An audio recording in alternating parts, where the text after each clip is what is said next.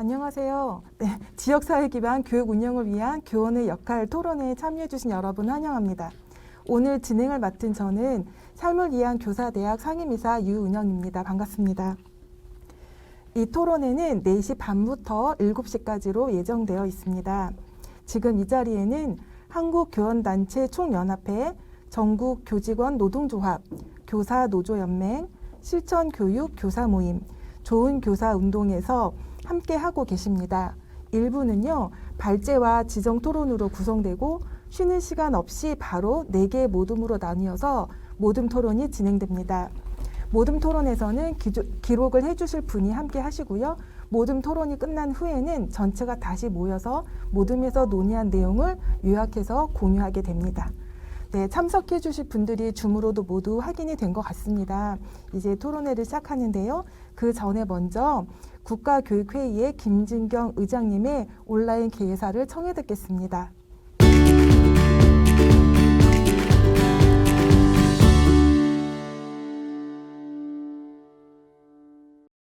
안녕하세요.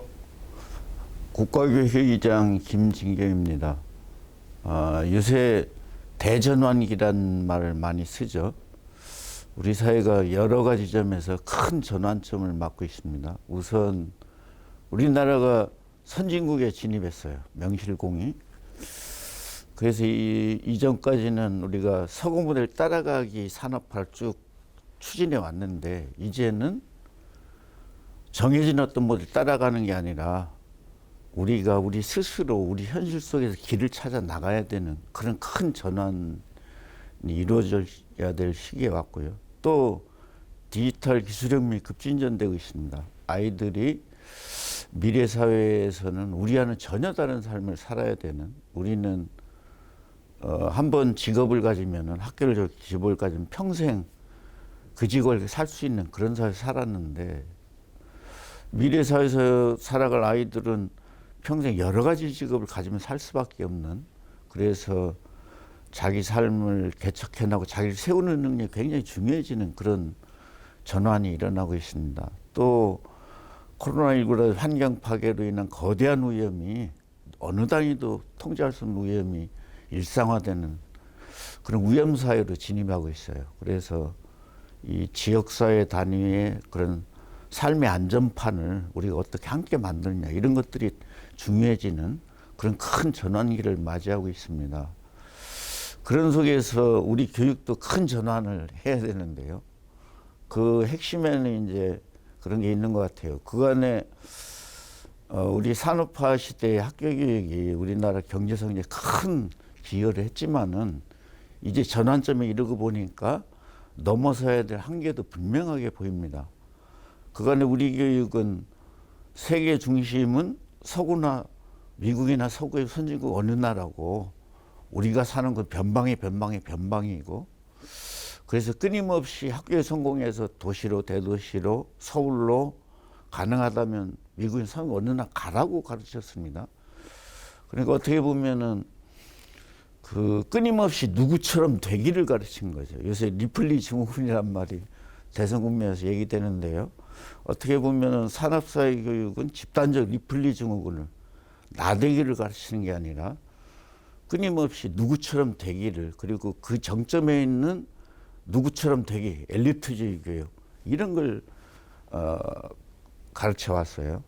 근데 이제 그런 교육 갖고 미래사를 맞이할 수가 없습니다. 이제는 아이들이 정말로 자기가 사는 곳을 우주의 중심으로 생각하고 질서를 부여해서 자기 세계를 창조해 나가는 그런 어떤 인간의 창조적 본질을 최대화시켜주는 그런 교육으로 전환해야 될 시점에 왔습니다. 그러기 위해서는 이제까지처럼 국가 중앙에서 전문가들이 교과 지식을 일방적으로 내려주고 그걸 가르치는 이것만 갖고 되는 게 아니라, 아이들이 생활 속에서 학습하는, 자기가 사는 지역에서 자기 삶을 질서를 부여하고 자기 세계를 만들어 나가는 이런 구체적인 어떤 생활 학습 과정, 이런 것이 교육 과정의 한 큰 중요한 부분에 들어와야 되는 그런 시점에 이르렀습니다. 그래서 지금 그 일주일에 하루는 최소한 일주일에 하루 정도 교육과정 20%죠. 20%는 학교와 지자체와 교육청과 그 지역의 대학 모든 단위들이 산업체 다 힘을 합해서 아이들이 자기 선택의 그 지역 일종의 생활학습 과정이죠. 지역 학습 과정을 할 수 있도록 그 교육 과정의 틀을 바꿔보자. 이런 논의가 시작되고 있고 오늘 그 토론의 자리라고 생각합니다. 오늘 그런 점에서 오늘 토론은 우리 교육의 대전환을 그리고 우리 아이들의 미래를 열어주기 위한 그 첫걸음이 되는 자리라고 생각하고 여기 모신 모든 분들에게 감사드리고 축하드립니다. 감사합니다.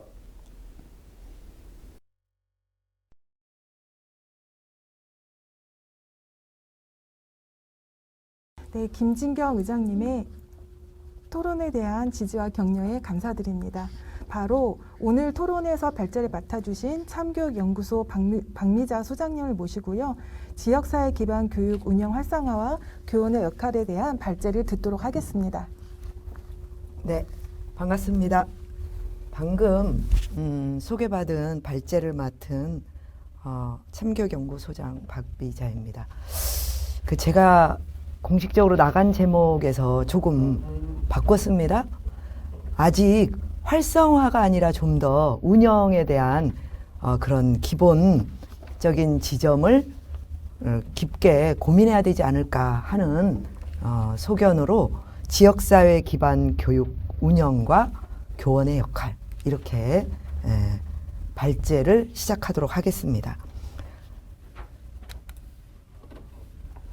굉장히 우리 아이들이 다양하죠. 학교에서 만나는 그런 모습으로 봐도 다양하고 학교에서 보여주지 않는 또 굉장히 다양한 모습들이 있습니다.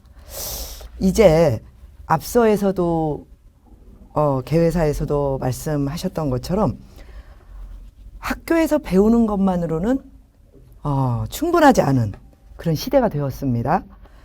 그래서 지역사회에서 삶을 배울 수 있는 이런 기반을 어떻게 만들어줄까?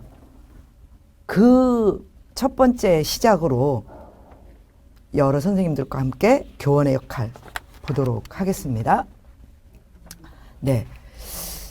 그 교원의 역할은 이제 지식의 전달자나 교육에서 이제 연대와 연결 그리고 협력의 전문가로 변화되어 가고 있습니다.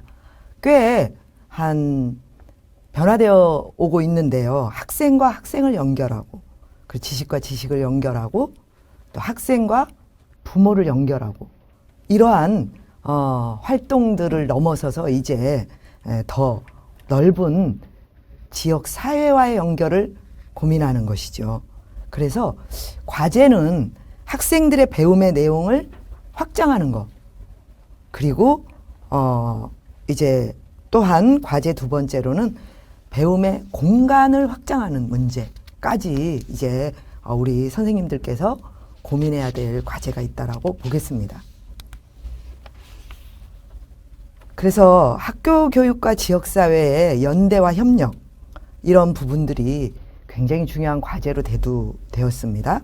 우리는 이러한 연대와 협력의 경험들이 이미 10여 년 이상 구체적으로 가지고 있습니다.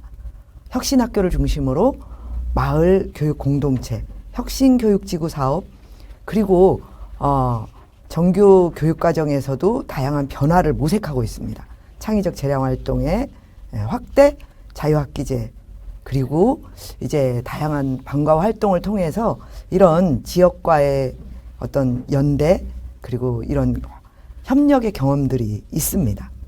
이러한 지역과의 지금까지의 10년여의 경험은 중심 주체들의 선택과 자발성에 의거했다라고 볼 수 있겠습니다. 그래서 지역적 특성과 다양한 교육 성과를 내오는 측면이 있었는데요. 굉장히 소중한 성과입니다. 그런데 이제 우리가 이것들을 전국적인 차원에서 이제 돌아다 보았을 때 지역의 차이에 따라서 어떤 지방자치나 시도 교육자치의 그 지원의 차이에 따라서 격차가 발생하는 상황이 이제 드러나고 있습니다. 또한 굉장히 모범적으로 진행해 왔던 그 시군구와 학교에 협력했던 곳에서도 이게 지금 지속 가능한지에 대한 어려움이 발생하고 있습니다.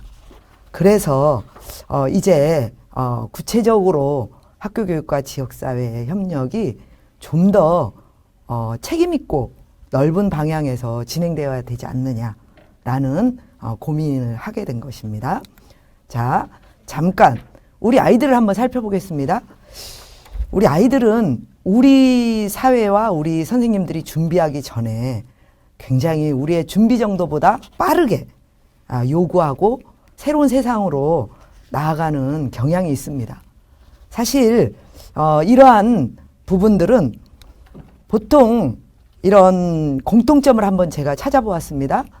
안전과 어떤 지속 가능성, 그리고 생명과 평화의 문제.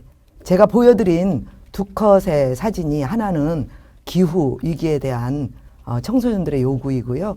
또 지금 보시고 있는 그 사진은 Let's Peace, 우리에게 평화를, 이러한 요구를 담고 있습니다. 그래서 이제 더 이상 미룰 수 없는 지역사회의 기반 교육을 우리가 체계도 만들고 운영의 이런 방향과 구체적인 그런 논의를 시작하게 되었는데요. 이 부분에 대해서 이 토론회에서 갖고 있는 의미를 먼저 규정해 보도록 하겠습니다. 지금까지 지역교육과정 이런 연구들이 보통 지역 자치의 관점으로 진행되어 왔었습니다. 그래서 학교와 지역사회, 그리고 시군구, 그리고 지역 그 시도교육청의 지원, 이런 중심으로 진행되어 왔었다면 오늘 토론에서 제출되는 지역사회 기반 교육이라는 의미는 공교육의 내용과 공간을 지역사회로 확장하는 것은 같습니다. 그리고 배움과 성장의 주체를 학생과 교원, 주민, 지역 공동체 구성원 모두 이렇게 확장하는 것도 같다라고 볼 수 있습니다.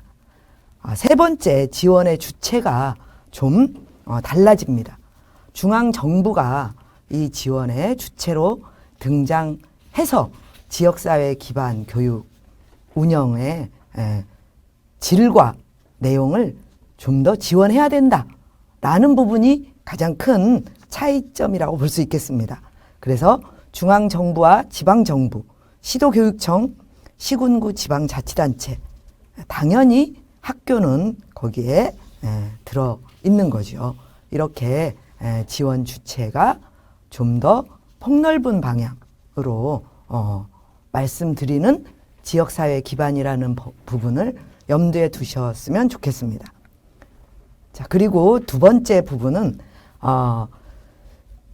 그 운영의 범위가 지금까지는 방과후 활동이나 어떤 선택적 그런 교육과정에서 진행되었다면 이제 정규 교육과정의 일정 비율을 그렇게 지역사회 기반 교육으로 간다는 부분, 그리고 가장 중요한 지속 가능성을 담보하기 위해서는 이런 중앙정부와 지방정부, 시도교육청의 지원과 협력이 지속 가능성을 담보해야 되겠죠.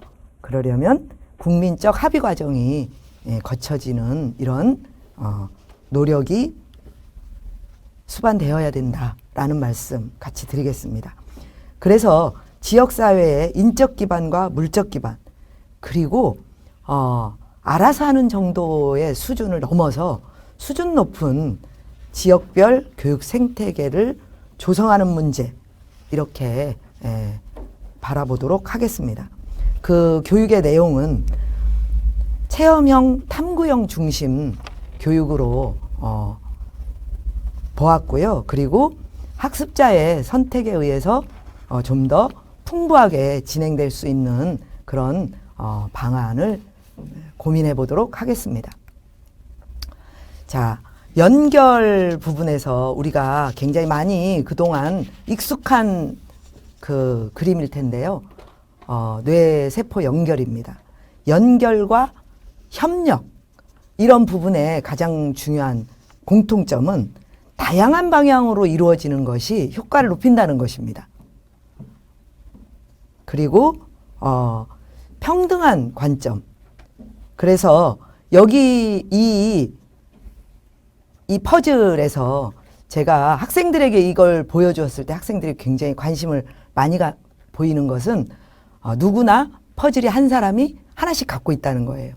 그래서 협력과 연결, 연대에서 가장 중요한 부분은 쌍방향 소통으로 평등한 협력의 관계를 유지해야 된다라는 특징을 말씀드리고 싶습니다.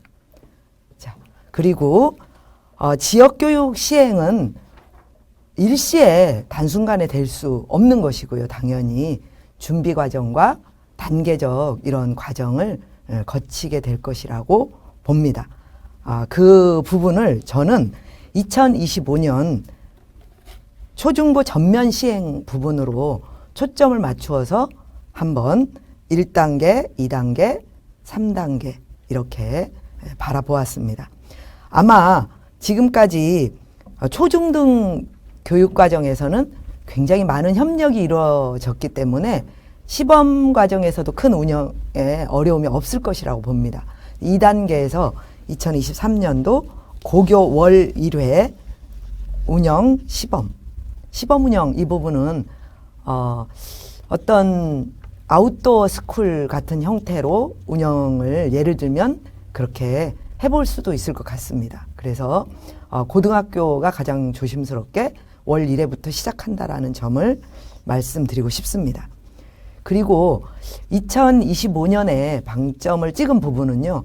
2023년부터 2024, 2025년 정도 되면 이제 초중고 전면 시행을 2025년에 했던 학생들이 2028년 대학 입시에 이제 변화된 대학 입시에 적용을 받게 되는 것입니다. 그리고 2025년은 사실 공식적으로 법적으로는 고교 학점제 전면 시행 이 부분이기 때문에 여기에 방점을 두고 그렇게 시행 단계를 설정해 보았습니다. 그리고 이와 관련된 어떤 기대 효과 부분은 우리의 목표가 되겠죠. 이렇게 되면 좋겠다라는 부분이고요. 그래서 학교 중심의 공교육이 그동안 진행되어 왔다면 공교육의 범위가 학교와 지역사회로까지 책임 있게 확대되었으면 좋겠다. 그리고 이제 지금까지 경쟁, 시장주의적인 그런 시장경제 기반이 교육에서도 굉장히 많이 적용되었고 경쟁 일변도로 되었다면 삶의 가치를 추구하는 이런 방향으로 갔으면 좋겠다라는 거고요. 그리고 이런 지역민과 지역사회의 성장에도 물론 지역민과 지역사회의 성장에는 교육을 넘어서는 굉장히 풍부하고 다양한 그런 지원과 사회의 변화 과정이 있어야만 할 것입니다. 경제적 변화도 지원되어야 될 것이고요. 그런데 교육도 그런 부분에 적극적인 역할을 했으면 좋겠다라는 기대를 갖는 것이죠. 그리고 무엇보다도 교육이 단절이 아니라 지속적으로 연결되는, 그래서 초등학교에서 배웠던 게 중학교에서 더욱 심화되고 그리고 고등학교에서 더욱더 구체적으로 탐구할 수 있는 그런 방향으로 연결하고 지속 가능했으면 좋겠다. 이런 기대를 해보겠습니다. 그리고 5번째, 정말 우리가 늘 고민하고 있는 암기식 입시 교육이 조금 더 배움과 삶이 조화를 이룰 수 있는 지식 문화 교육 방향으로 갔으면 좋겠다. 라는 기대와 목표를 가지고 보겠습니다. 그리고 오늘 토론의 핵심이 될 가장 중요한 교원의 선생님들의 역할 부분인데요. 아마 우리 사회가 함께 준비해야 될 것 같습니다. 선생님들에게 너무나 무거운 책임감이나 부담감이 가지 않았으면 좋겠다라는 말씀을 먼저 드리고 싶습니다. 그래서 지금까지 교원의 전문성과 자율성이 강화되어야 한다는 지점이 강조되었다면 이제 교원의 지역성이 강화되어야 할 것입니다. 선생님들이 학교뿐만 아니라 지역에도 관심을 가지고 지역의 삶에 대해서 좀 더 들여다보고 깊게 관계 맺을 수 있는 그런 역할이 있어야만이 이 지역사회의 교육의 기반이 잘 형성될 수 있고 또 바르게 운영될 수 있을 것이라고 보기 때문에 이 부분을 말씀드렸습니다. 세 번째로는요. 늘 학교 안에서 교원 간의 동료성이 강화되었을 때 교육 활동이 행복합니다. 이 동력성을 강화하기 위해서 아마 저는 가장 시급히 해결되어야 할 제도적 정비가 무엇이냐라고 한다면 이 자리에 계시는 교원단체 모두가 동의할 수 있는 교원 성과급제 폐지 등을 말씀드리고 싶습니다. 이런 제도적 정비가 같이 가면서 교원들의 협력과 집단 지성이 활발하게 강화되고 확보될 수 있는 그런 역할을 할 수 있기를 기대합니다. 그리고 네 번째로는요. 그동안 교원들이 가르침을 중심에 두었다면 어쩌면 이제 우리 선생님들도 배움으로 변화해야 되지 않을까라는 그 말씀을 드리고 싶습니다. 그래서 부모와의 관계, 학생의 성장 과정과 삶을 이해하는 이러한 부분으로 배움이 일어났으면 좋겠다라는 말씀을 드리고요. 그리고 당연히 교육의 거버넌스 구축 과정에서 선생님들의 역할과 학교의 지원 그리고 이러한 부분들에 대한 권리 보장까지를 이렇게 지원했으면 좋겠습니다. 그래서 선생님들이 이러한 역할들을 했으면 좋겠다는 말씀을 드리고요. 다시 한번 더 강조해서 말씀드리고 싶은 부분은 학교 선생님들이 과도한 업무 부담이나 심리적 부담이 이렇게 되지 않도록 하기 위해서 인적, 물적, 행정적 지원 체계를 함께 준비해 들어가는 그런 노력이 중요하다라는 걸 다시 한번 강조드리면서 결코 선생님들에게만 이 부담이 가지 않도록 함께 노력해야 될 것 같습니다. 네. 그리고 이제 다시 한번 또 선생님들에게 부담을 드리는 이런 컷을 보여드리고 싶습니다. 이 장면은 제가 학생들에게 가로넣기를 한번 해보자고 제안 드렸었더니 보던 눈물은 짜다. 이것을 아는 사람은 뭐가 될 수 있다. 가장 많은 그 가로에 누구를 가장 많이 넣었을까요? 네, 선생님을 가장 많은 학생들이 그 가로넣기에 했습니다. 혹시 한번 선생님들께서도 적용해 보시면 좋겠습니다. 그래서 야누시 코르착도 마찬가지로 원본이 이것을 아는 사람은 교사가 될 수 있다라고 했고요. 어쩌면 그 교원 선생님들은 우리 아이들의 삶을 이해하는 전문가 그리고 우리 아이들의 삶에 나오는 눈물을 닦아주는 역할까지 과거에서 현재 그 미래에는 더욱더 이 역할이 더 강화되어 가는 것 같습니다. 우리 아이들을 미래의 주인공으로 키우기 위해서는 굉장히 우리가 우리 아이들의 삶에 더 많이 가까이 가야 될 것 같다라는 말씀을 드리고 싶습니다.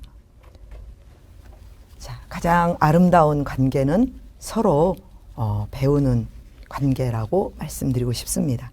우리 아이들이 행복하게 배우고 그리고 우리 사회의 주인공으로 성장할 수 있도록 학교 교육과 그리고 지역사회 기반 교육을 좀 더 공적으로 기반을 형성하기 위해서 저도 더 많이 배우고 그리고 앞으로 더 많은 연구를 하도록 하겠습니다. 네, 이것으로 발제를 마칠까 합니다. 감사합니다.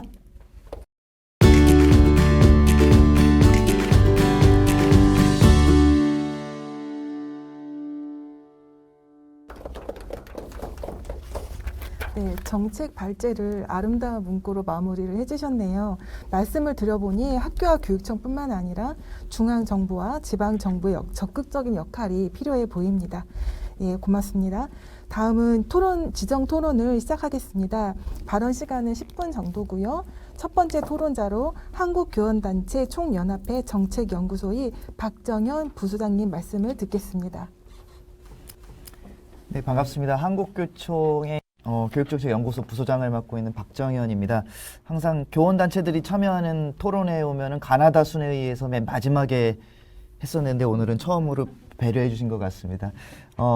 PPT를 오늘 오전에 준비를 했는데 줌으로 시청하시는 분들이 많으시기 때문에 제 텍스트는 기본적으로 구어로 돼 있기 때문에 편하게 읽고 관련된 그림 정도 보시면 될 것 같습니다.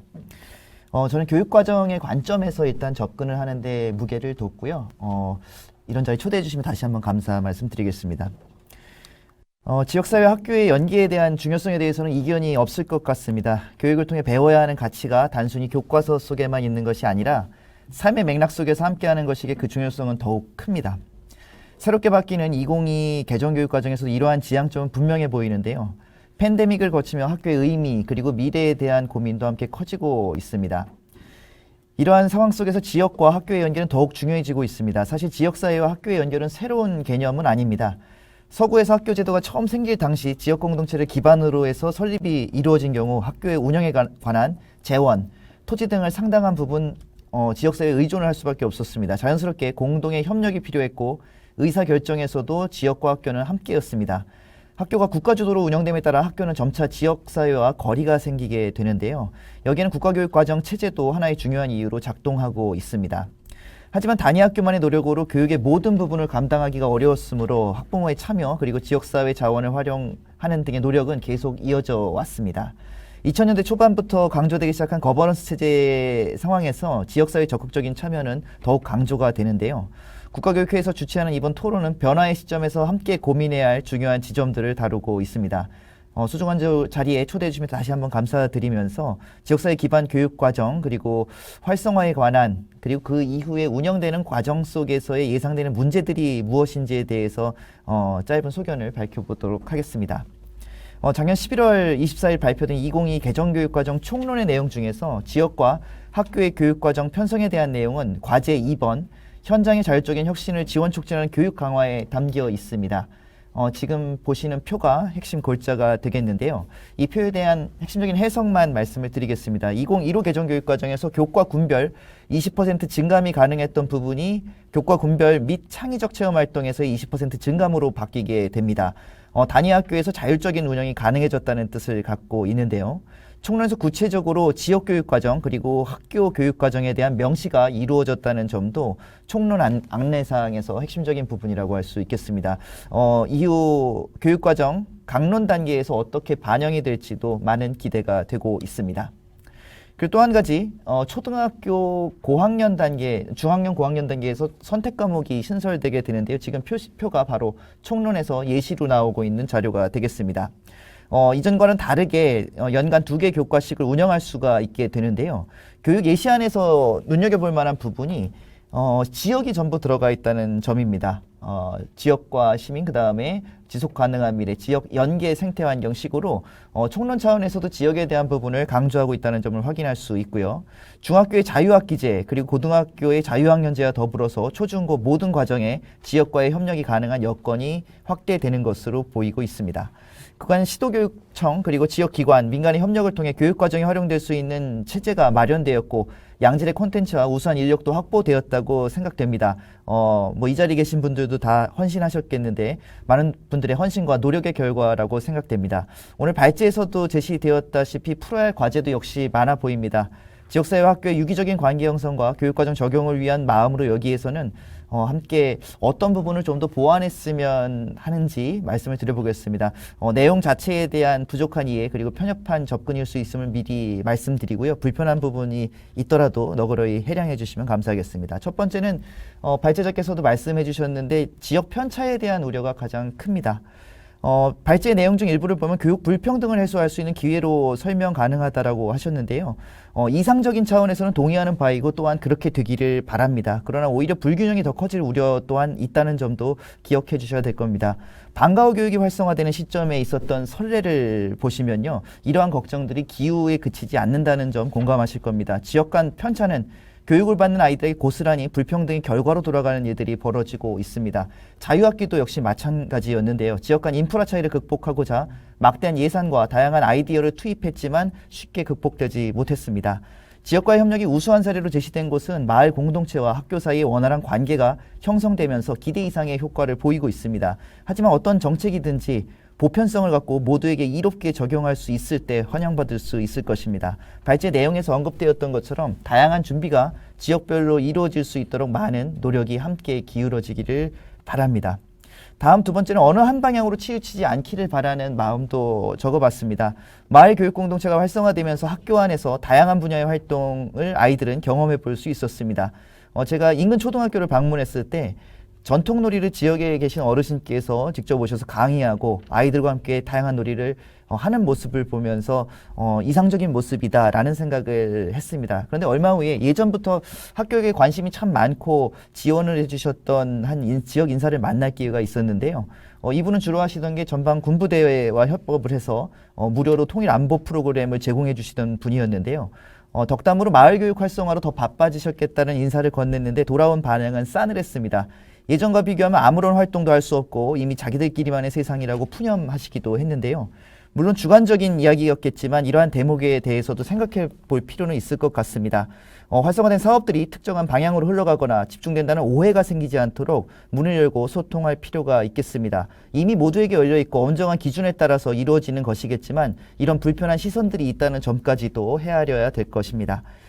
세 번째는 전체 구조 속에서 다양한 PT가 적당히 나온 것 같습니다. 전체 구조 속에서 다양한 요소들이 함께 변화돼야 된다는 점도 말씀드리도록 하겠습니다. 교육과정 개정 논의에 따라 지역 협력 체제는 현재 수준보다 크게 늘어날 것으로 보입니다. 발제의 내용을 보면 평가, 입시에 대한 부분까지 함께 언급되고 있습니다. 앞으로 더 깊이 있는 논의와 준비가 필요할 것 같습니다. 많은 학부모님과 선생님들께서 특히 중등의 경우입니다. 주관적 요소가 크고 지역별로 차이가 클 지역 연계 교육과정에 대한 우려의 이야기를 벌써부터 전하고 있습니다.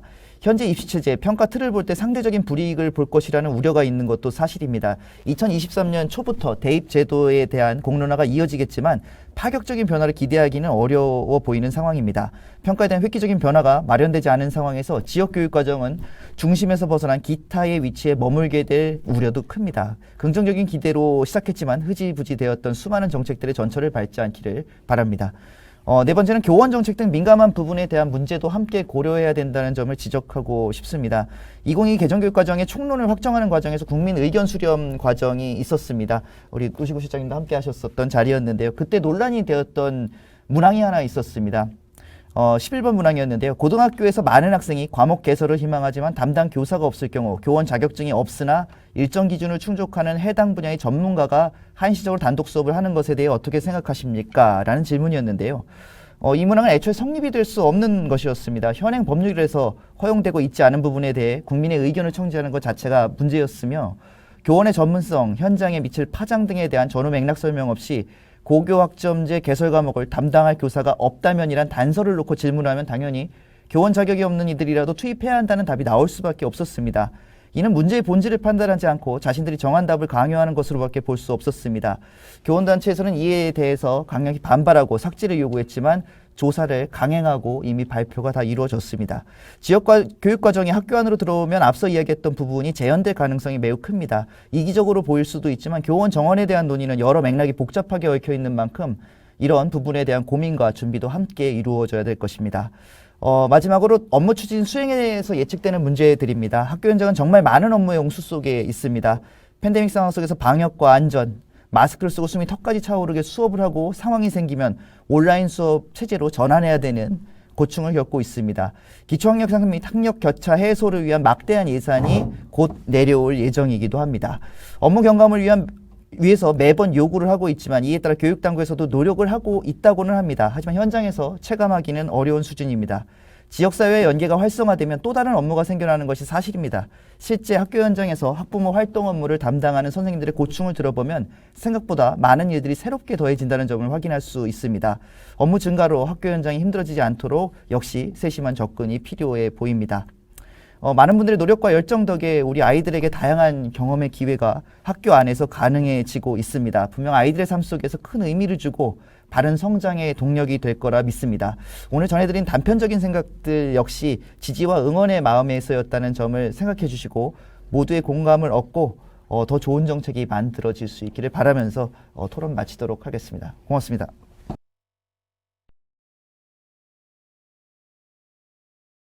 네, 고맙습니다. 모든 정책은 걱정과 우려를 동반하게 마련인 것 같습니다. 지역 편차와 복잡한 문제들을 풀어가며 세심하게 접근해야 한다는 말씀 고맙습니다. 다음 토론자로 전국 교직원 노동조합 노시구 정책실장님을 모시겠습니다. 네, 안녕하세요. 전교조 정책실장을 맡고 있는 노시구입니다. 오늘 우리 교육의 앞날을 설계하는 자리에 함께하게 돼서 영광입니다. 교사로서 새로운 제안을 보며 생각한 점을 함께 나누도록 하겠습니다. 오늘 새로운 교육의 방향으로 지역사회 기반 교육을 제안하고 있습니다. 교육이 개인과 사회 공동의 행복 추구의 방향으로 가야 한다. 교육이 지역에서 자라서 지역에서 살아갈 사람을 키워야 한다는 문장을 보며 반가운 마음에 발제문을 읽었습니다. 교육의 방향을 제시하고 있는 것 같아 반가웠습니다. 그러나 지역사회 기반 교육이 지향하는 바에 동의하면서도 읽으면서 고민스러운 점이 좀 생겼습니다. 지역이 소멸해 가고 있는 상황에서 해결책을 모색해야 하고 지역이 지속 가능하게 하기 위한 사업을 진행해야 된다는데 동의합니다. 그렇지만 그 일을 학교가 해야 하는 것인지 한번 질문하고 싶습니다. 지역을 살리는 것이 학교의 역할일까요? 라는 질문입니다. 물론 학교가 사회와 분리되어 있는 별도의 공간이 아니기 때문에 함께 해야 된다는 건 인정하지만 학교를 바꾸면 지역이 지속 가능하게 될 수 있다고 하는 상상은 맞는 생각일까요? 또는 지역이 지속 가능하게 하는데 학교가 가장 중심고리일까요? 아니면 보조 역할일까요? 저 개인적인 생각으로는 지자체가 중심이 되고 학교는 그런 보조적인 역할을 해야 될 것 같은데 오늘 제시된 것은 지역사회 기반 교육 과정을 운영하면 지역이 살아나고 지속 가능하게 될 거다라고 하는 전망을 제시했는데 좀 고민스러운 내용이라는 생각입니다. 그동안에 또 사회의 많은 문제를 해결하기 위한 수단으로 학교가 이용되었습니다.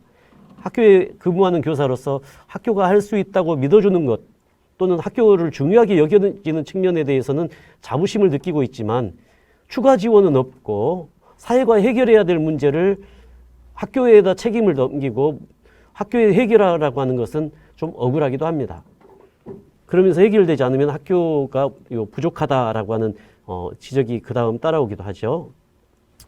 코로나19로 학교의 교사 역할이 더 광범위한 역할을 하고 있다라고 하는 것은 확인되었지만 지금까지 교사는 지식 전달, 정보 전달이 중요한 역할로 생각되었다고 생각합니다. 그러나 지역사회 기반 교육에서는 교사에게 새로운 역할을 요구하고 있습니다. 마을과 학교를 연결하는 연결자의 역할, 학교에 필요한 지역 인프라를 찾는 역할, 인프라를 기획하는 역할, 지역의 인프라와 학교 교육 과정을 만드는 역할, 지역사회와 함께 교육을 기획하는 역할까지 요구하고 있습니다.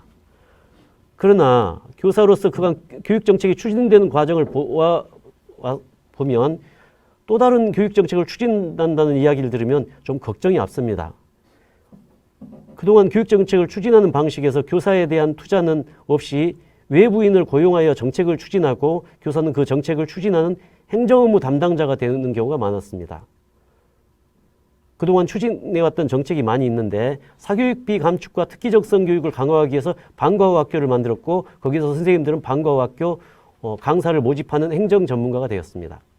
학생 건강을 돌보기 위해서 학교 체육 교육을 강화해야 된다고 스포츠 강사 제도를 도입하고 스포츠 클럽을 도입해서 또 그 사람을 모집하는 행정 전문가가 교사였습니다. 이번에 추진하는 기초학력 보장법에 따른 시행령을 살펴보아도 교사가 기초학력 보장을 하는 전문가라고 보지 않고 기초학력 보장을 하기 위한 다른 사람을 고용하는 또 행정 전문가로 자리매김되어 있습니다. 영어 교육과 관련된 사례가 대표적이라고 생각하는데요.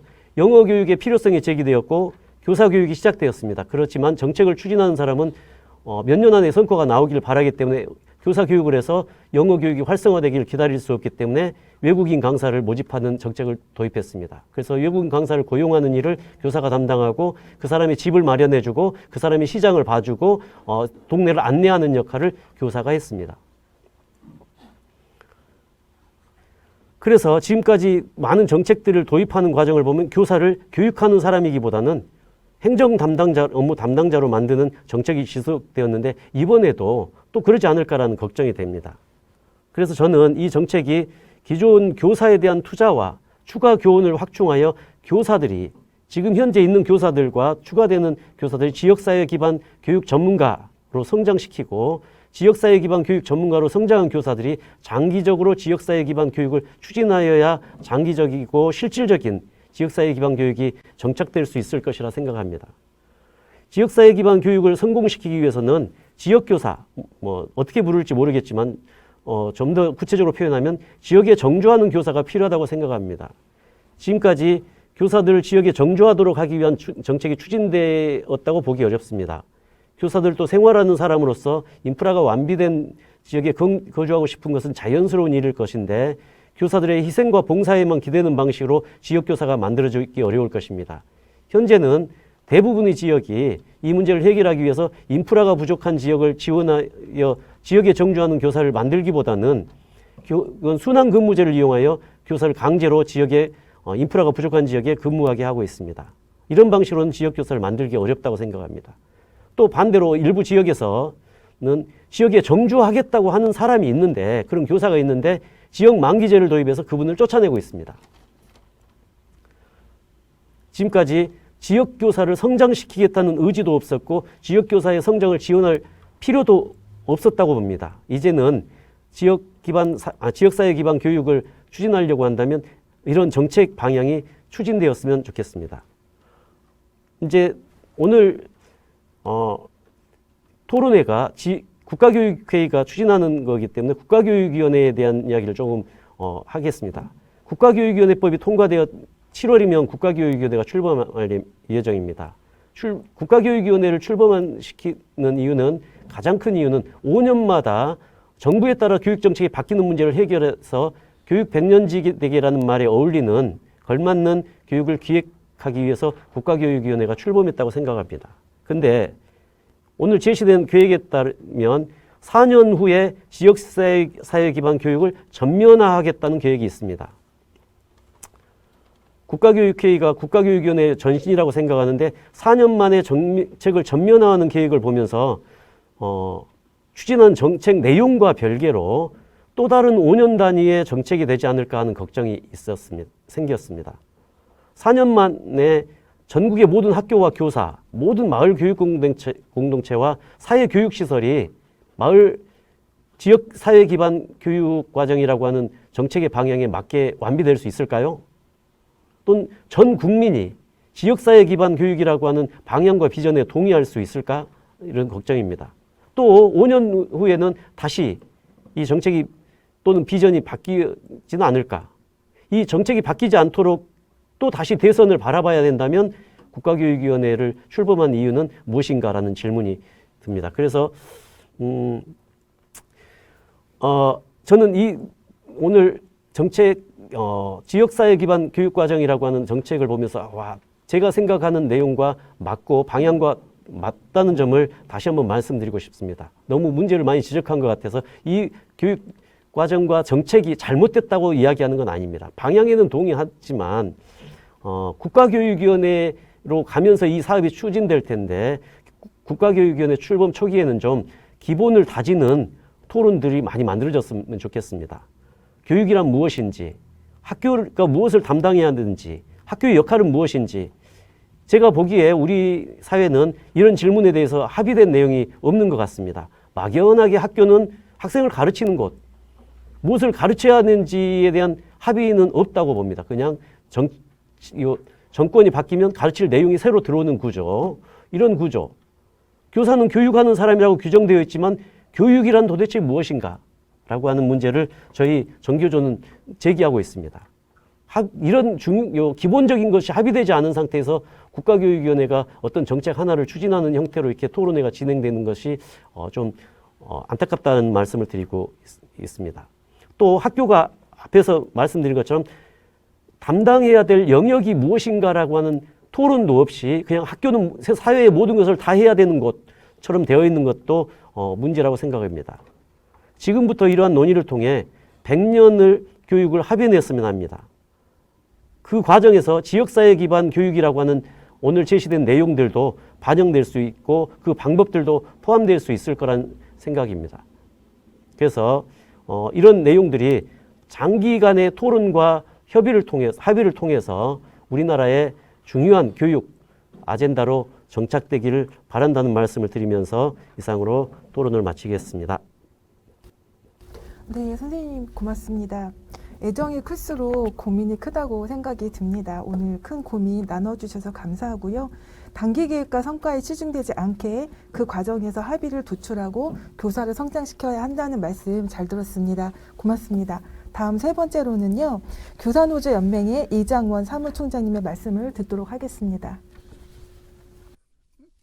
예, 안녕하십니까. 교사노조 연맹 사무총장 이장원입니다. 서울 무학여고에 적을 두고 있습니다. 무학여고가 아니라 서울문화고등학교군요. 제 제목이 토론문 제목이 그 지역사회 기반 교육이 교육 패러다임 전환의 계기가 될 수 있을 것 같다. 그러나 성공하려면 섬세한 제도적 뒷받침이 좀 필요하다 하는 것입니다.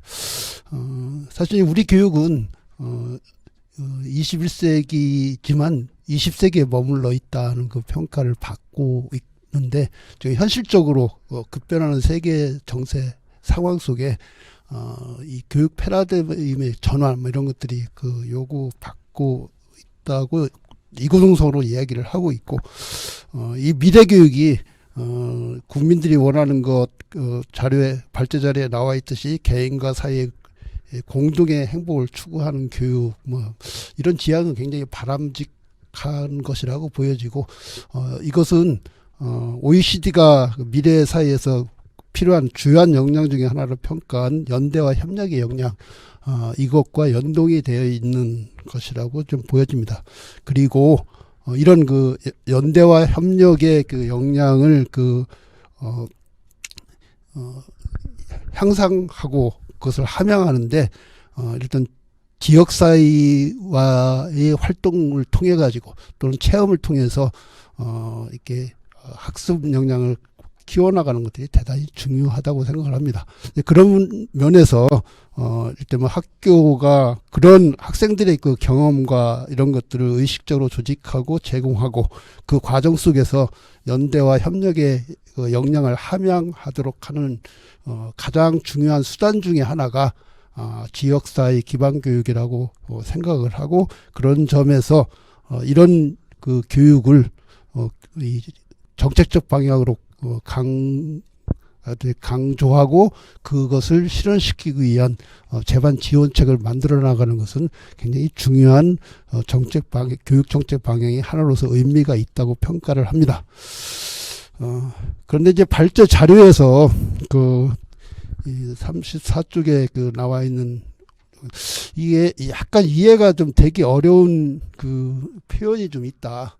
아까 이 박정현 그 토론자께서도 말씀을 하셨듯이 현실적으로 지역사회 기반 교육이 현실 토대는 굉장히 차이가 많고 실제 이것이 그냥 진행이 됐을 때 지역에 따라 가지고 엄청난 그 차별 차이 이것이 현실적으로 발생할 수 있는데 지역사회 기반 교육을 통해 가지고 교육 불평등을 해소한다 이렇게 이 교육의 목적이나 이런 것들을 나가는 것이 이게 설득력이 있는가? 오히려 이것은 그 지역사회 교육이 굉장히 현실적으로 필요하고 중요한 미래 교육으로 나아가는 우리 교육을 그렇게 만들어가는데 굉장히 중요한 것인데, 그것을 제대로 평등하게 하기 위해서는 지역사회 이런 불평등이 발생하지 않도록 여러 가지 지원들을 해서 그런 문제가 발생하지 않도록 하는 과제로 지역사회 사회 기반을 실행하기 위한 이 정책적 과제 이렇게 설정이 되는 게 좀 설득력이 있는 게 아닌가. 그래서 이제 그 서술이나 이 부분에서 좀 참고하셔서 라고 좀 말씀을 좀 드리고자 하고요. 중요한 거는 이게 지향이나 아니면 전체적인 방향이 옳다 하더라도 그것이 실현되는 데서 현실적인 이 방책들을 마련하지 못하면 아무리 좋은 것도 현실화되지 못할 가능성이 크다. 이런 점에서 이제 몇 가지 제안을 드립니다. 첫 번째, 지금 이제 이게 교육과정과 가서 늘 문제가 되는 것이, 다른 그 수업이 들어왔을 때 지금 이제 연간 그 교과 단위로 이렇게 수업 이수를 해야 되는 그 체제가 있습니다. 실제 어떻게 표현을 하든 간에 주 하루 정도를 그 지역사회 그 수업을 하게 된다고 하면 그건 거의 체험학습 중심일 거고, 지금 그 교육과정에서 이야기하는 교과 그 단위 수업 이거하고는 전혀 다른 그 수업이 되는 거기 때문에 실질적으로는 교과 단위 수업의 양이나 거기에서 소화해야 될 그 상황들이 20%가 감해져야 되거든요. 그리고 그것이 법적으로, 그리고 교과서 편제나 교육과정 편제에서 이 부분이 실제로 반영이 되지 않으면 이게 현실 적용에서 굉장히 난제에 부딪힐 거다. 이런 문제 하나 말씀을 드리고요. 그다음에 두 번째로, 이게 이제 늘 그 체험학습이나 이런 거와 관련해서 이렇게 발생하는 문제입니다. 그러니까 교사들이 임장지도를 법이나 모든 곳에서 이게 이제 책임 소재, 교육의 그 활동의 그 책임 소재와 관련돼서 이렇게 늘 강요되고 그게 법적으로 이렇게 강제되는 상황인데, 이거에 대한 그 문제 부분도 법적 제도적으로 해결해야 됩니다. 그렇지 않으면 이 문제 해결이 굉장히 어려울 거다. 교사들한테 엄청난 그 부담, 현실적으로 학교에서는 해결 불가능한 상황이 발생할 그 소지도 상당히 큰 측면이 있다 하는 걸 좀 말씀을 드리고요. 세 번째로, 이게 특히 이제 초등 저학년들 지금도 이제 그 돌봄 문제가 있죠. 돌봄 때문에 돌봄은 그 아이들, 특히 이제 초등 1, 2학년까지 이 아이들은 이동이나 모든 곳에서 이렇게 보호자가 임장해야 되는 그런 측면이 있고, 이걸 초등학교 때까지 이렇게 전면적으로 이렇게 간다고 했을 때, 그럼 이동이나 이런 거와 관련된 그 상황들을 누가 어떻게 책임질 것인가, 이런 문제들이 고려되고 정책이 시행되지 아니하면 또 굉장히 혼란과 엄청난 이렇게 어떤 복잡한 문제가 발생한다 하는 거. 그다음에 네 번째로, 담임 업무가 굉장히 많이 폭증될 것은 명확합니다. 이 부분에 대한 업무 축소 문제도 있고, 실제 담임 교사들한테 때문에 이게 이제 고등학교나 중학교에서 비담임 교사들은 오히려 업무가 상당히 줄어들 수 있지만, 담임 교사들은 업무가 이렇게 폭증하는 그런 상황들이 발생을 할 텐데, 그 문제들에 대한 배려나 아니면 대책, 이런 것들이 함께 병행돼서 가지 않으면 학교에서는 오히려 이것들이 이제 기피 상황으로 이렇게 될 가능성이 굉장히 높다 하는 거 말씀을 드립니다. 그래서 실질적인 그런 거에 대한 대책이 강구되어야 된다.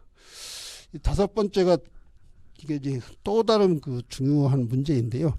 아까 일단 고교 학점제와 관련해서 전문가가 없는 사람들이 임시 자격증 부여 이런 문제가 논란이 됐는데요. 이게 지역사회 교육을 지역사회 기반 교육을 해서 그 지역 인사들이 교육 활동에 참여한다고 했을 때 그 질 보장이 문제하고 그것을 학교 교육 과정에서 그 수업한 걸로 인정하는 것의 체제를 어떻게 만들 것인가. 그럼 그 사람들한테 다 자격을 주어가지고 수업하는 그 교사 자격에 준하는 제도를 만들 건지, 맞다, 이런 여러 가지 복잡한 문제들이 현실적으로 발생을 하게 됩니다. 이 교사 자격 문제와 관련했을 때 저희가 그 제시한 대안이 하나 있었습니다. 이건 뭐냐면, 그러면 이거를 학교 단위에서 뭐 다 자격 인정하고 뭐 이럴 때 뭐 그 사람들 채용하고 뭐 하여튼 이런 것까지 다 하게 되면 거의 불가능한 그 상황이 될 거고, 이거는 교육청이나 이런 단위에서 관장을 하면서 해결을 해줘야 된다. 그래서 교육청에서 이를테면 이게 만약 학점이든 아니면 이런 학교 밖 교육이든 그러면 그거에 대한 인증센터 비슷한 것을 만들어서 거기서 질 관리를 해야 된다. 그래서 거기에 교원 자격을 가지고 있는 교육 전문가가 이것을 이 수업이나 이 활동은 적어도 일정 정도 일단 학교 교육을 받은 것으로, 학교에서 얘기하는 교육 과정을 받은 것으로 인정할 만하다.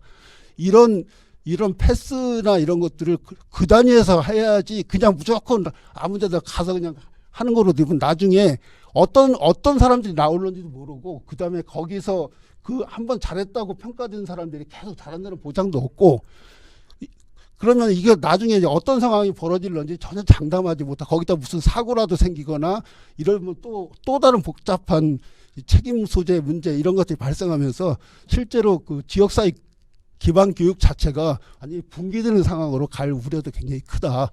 그런 점에서 이 질관리 체제를 교육청에서 책임지고 하고, 학교에서는 거기서 교육청에서 인정한 것을 그냥 가볍게 학교에 등재나, 이를테면 봉사 활동을 어디 가서 인증받으면 무슨 인증 프로그램이 있잖아요. 거기서 인정하면 담임교사는 그것을 받아서 이를테면 생활기록부나 여기 기록하면 그것을 인정되는 그 체제, 요와 유사한 그런 시스템을 만들지 않으면 이거는 탁상으로는 굉장히 좋지만 현실적으로 학교에서 20%의 상당하는 것을 이렇게 간다 그러면 그건 불가능하다. 그래서 그런 체제를 만들고 그걸 통해 가지고 실제 학교 교사들이 큰 부담을 덜면서 오히려 20% 감축되는 그 시간에 다른 것들을 할 수 있도록, 뭐 그런 연구 활동이나 이런 걸 할 수 있도록 하는 거로 가야 교사들한테 환영받으면서 뭔가 이렇게 진전되는 모습으로 가지. 이걸 이제 지금처럼 이제 학교 단위에서 이렇게 모든 걸 다 기획하고 설계하고 그다음에 검증하고 이런 시스템을 유지하면서 이 정책으로 갔다가는 모든 학교에서 거의 다 이제 1, 2년 열정적인 사람들이 그냥 하다가 다 지쳐 떨어져 가지고 그다음에 다 포기하고 그냥 형식적으로 하는 구조로 갈 것이 뻔하게 예상된다. 뭐 이런 점 말씀드리면서 이런 준비들을 좀 철저하게 해 주셨으면 합니다. 이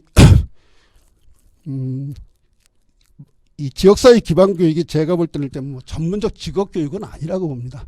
그런 점에서 이게 지난번에 아예 뭐 교사 뭐 이것과 관련된 논란과 또 다른 측면일 수 있는데 굉장히 다양한 사람들이 교육 활동에 참여하는 통로를 여는 대신에 그러면 확실하게 그들의 질 관리 이것들이 이 정책을 추진하는 교육청 단위에서 책임지고 이렇게 할 수 있는 시스템과 구조를 만들어야 되고, 그 질 관리에 최종 일을 하는 그것이 그냥 일반인이 아니고 또는 뭐 행정 이쪽이 아니고 교육 전문가 교사들이 거기에 이 관리 평가단의 주력이 되면서 이렇게 그것을 할 수 있는 구조로 가면 이 교사들과의 이해도 상당히 충합을 하면서 이렇게 충돌하지 않고 갈 수 있는 여지가 있다. 이렇게 좀 말씀을 드리겠습니다. 예, 감사합니다.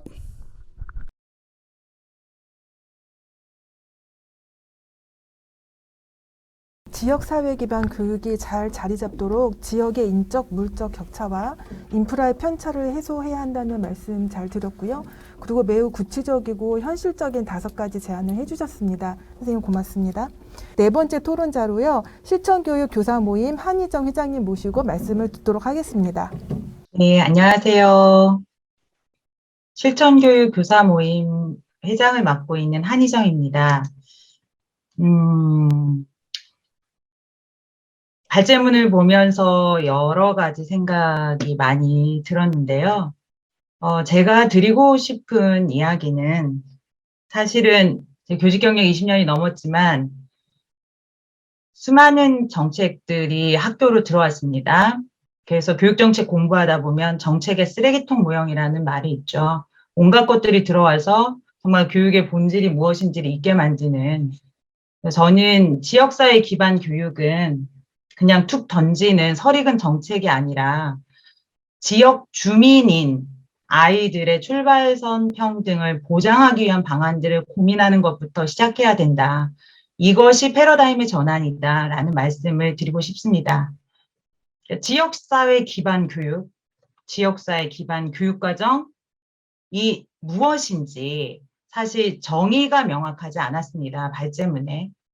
지역교육과정에 대해서는 국가교육과정을 기초로 교육과정 중심의 학교교육활동 자율성을 보장하기 위해서 학교, 지역사회, 시도교육청의 민주적 거버넌스에 기초하여 구성한 시도수준 교육과정, 이런 정도의 정의는 있지만 사실은 궁극적으로 저희가 생각해 볼 때 지역사회에 기반하지 않은 교육이나 교육과정이 있는가 라는 부분에 있어서는 의문을 표할 수밖에 없고요. 결국에는 아이들의 삶의 맥락을 고려한 교육이나 학습 활동이라는 것은 결국에는 지역사회 기반으로 갈 수밖에 없는 거라는 말씀을 좀 드리고 싶습니다.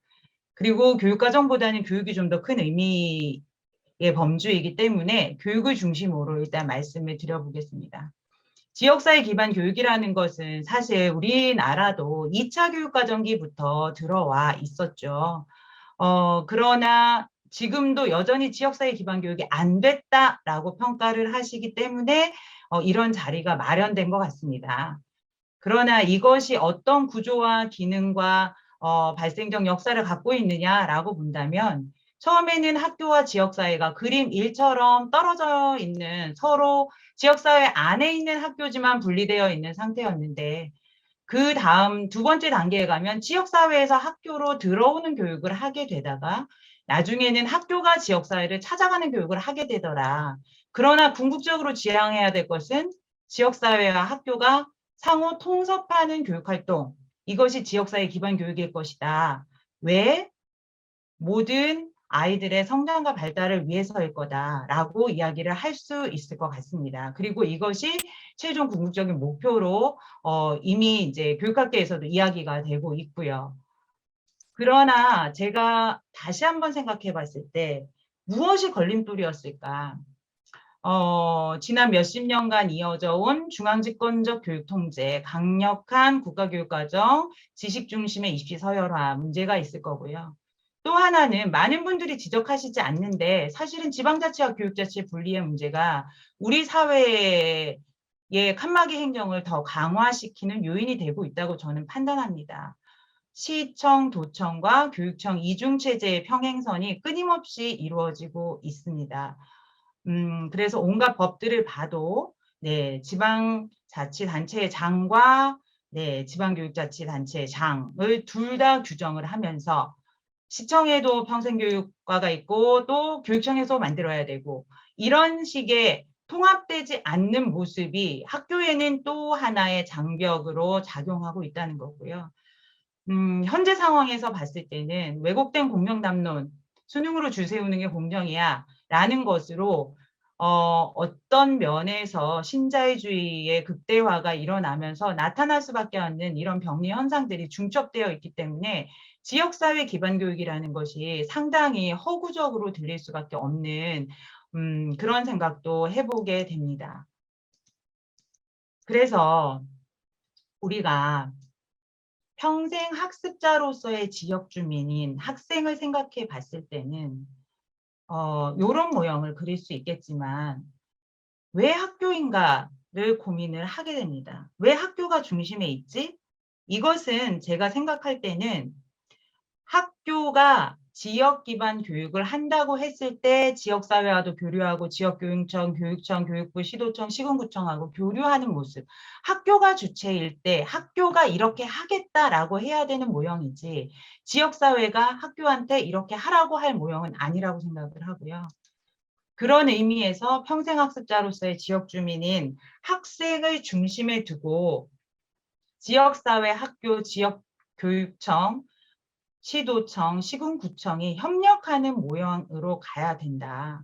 그래서 결국에는 지역 주민인 한 아이를 중심에 둔 지원 체제를 고민하는 것이 저는 지역 기반 교육의 출발이라는 말씀을 드리고 싶습니다. 포괄적 학습자 지원 체제라는 것이 있는데요. 미래 세대라고 우리가 이야기하는 아이들은 지역사회의 주민으로 살아가고 있고요. 아이들은 준비가 되어 있고 학습 동기가 높은 학생도 있는 반면에 동기가 높지 않고 약간의 약점들을 가지고 있는 아이들도 있고 아니면은 완전한 회피자나 능력의 결핍이나 건강상의 심각한 문제를 짚는 학생들로 나누어져 있고 이 아이들이 모두 학교에 옵니다. 이것이 사실은 다른 사립기관들과 학원, 사교육기관들과의 차이가 있죠. 모든 아이들이 학교에 옵니다. 학교에서는 이제 민주적인 교실 문화나 보편적인 학습 설계로 아이들을 지원을 하겠지만 그것을 넘어서는 범위에 있는 문제들에 대해서는 지역사회와 맞춤형 지원과 포괄적 복지를 통해서 모든 아이들이 지역사회에서 생각하는 성과를 이루어낼 수 있도록 지원을 해주는 것이 저는 포괄적 학습자 지원 체제고 이거는 학교나 교육청이 할 수 있는 것이 아니라 지역사회가 해야 할 일이다라고 말씀을 드리고 싶습니다. 그래서 서울이라고 쓴 것은 제가 서울 교사기 때문에 서울이라고 쓴 것임을 양해해 주시면 좋을 것 같고요. 그래서 이 포괄적 학습자 지원 체제에서는 학생들이 겪고 있는 문제를 5개의 수준으로 보통은 범주화해서 지원을 합니다. 1수준은 담임 선생님들이 수업 활동을 통해서 다 해결할 수 있는 수준이라면요. 2수준은요. 교실을 넘어서 학교 안에서 지원을 해서 그 위기나 문제가 해결될 수 있는 수준입니다. 그러나 3수준은 지역사회마다 승인 기준을 주고 상황적 곤란을 겪고 있는 이런 아이들에 대해서 학교뿐만 아니라 지역사회가 함께 결합해서 지원을 해줘야 되는 아이들을 이야기를 합니다. 4수준은요. 지역사회만으로도 안 되기 때문에 더 특화된 지원이 필요한 거고요. 5수준은 더 강력한 지원이 필요한 상황입니다. 학교가 힘든 이유는 1수준, 2수준의 아이들 때문에 힘든 게 아니라 이런 아이들이 있는데 학교에는 제대로 된 매뉴얼도 또 사용할 수 있는 재원도 정책도 제도도 별로 없기 때문에 힘든 거고 이런 일들을 지역사회에서 해주시는 게 저는 지역사회 기반의 출발이라는 말씀을 드리고 싶습니다. 그래서 지역사회 기반 교육이라는 것은 요람에서 무덤까지 한 존재를 중심에 둔 포괄적 지원 체제로 출발선 평등을 보장해 주는 것. 지역 교육 활동가는 그런 아이들을 찾아가서 그 아이에 맞는 통합적 지원을 해줄 수 있도록 다양한 프로그램들을 연결해주고 관리를 해주는 것이라고 생각을 합니다.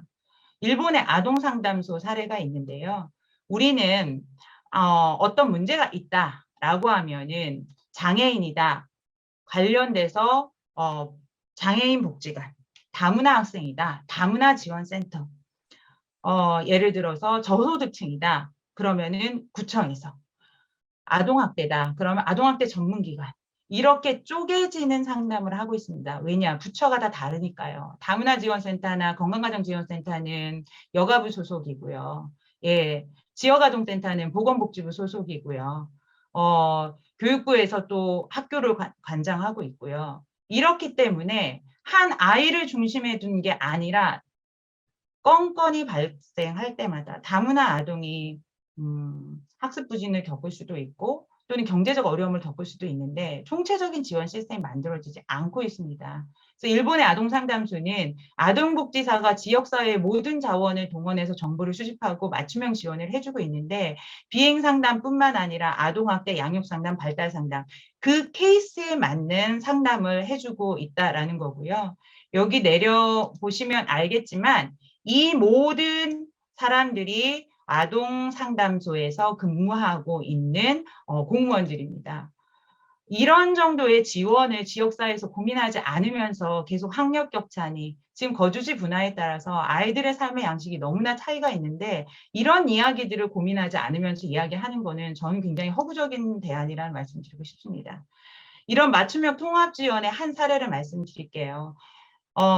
해당 지역의 초등학교 1학년 담임선생님이 내가 교사지만 이런 말씀을 드리기가 상당히 어렵지만 초등학교 1학년 전입생이 있는데 이 아이 때문에 제가 도저히 수업을 할 수가 없습니다. 이것저것 다 해봤는데도 한 달 정도 됐는데 방법을 못 찾겠다라고 아동상담소에 전화를 합니다. 그래서 아동상담소의 케이스워커가 학교를 방문합니다.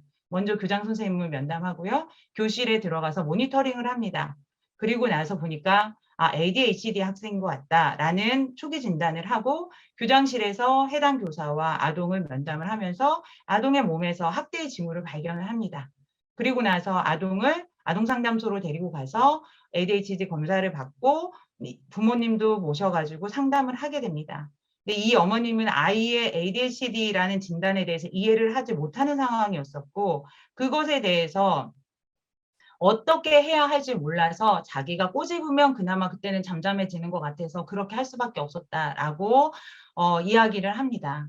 그래서 어쨌든 이런 부분에 있어서 일시보호가 필요하다라고 판단을 하고 어머님도 그런 상황에서 이 아이가 행동이 원래 그런 것이 아니라 신경적인 어떤 문제로 인한 것이고 이것은 치료가 가능한 것이다라는 이야기를 하면서 동의를 받게 되고 전문가의 판정을 받고 거기서 다양한 놀이나 상담 치료를 받고 이후에 회복을 한 다음에 아이가 엄마와 같이 살고 싶다는 의사를 확인한 다음에 귀가를 시키고 학교에도 연락을 하고 단순학교에도 연락을 해서 이러이러한 상황이라는 걸 이야기를 해줍니다.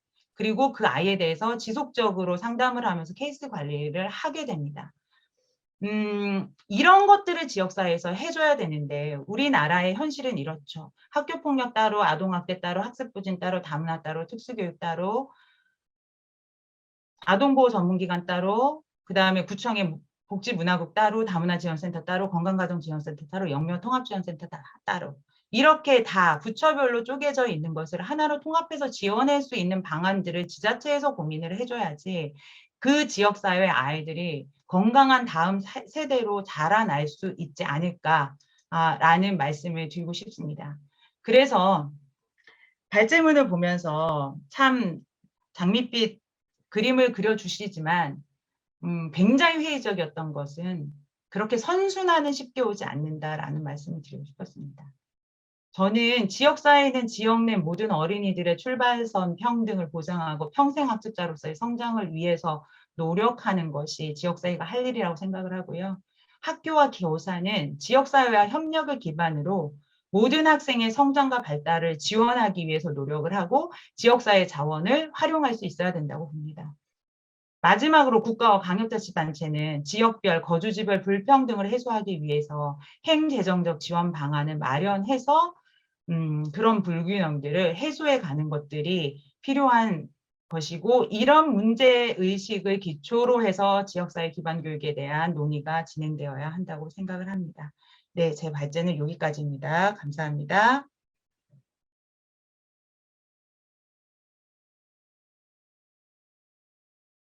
한희정 선생님 고맙습니다.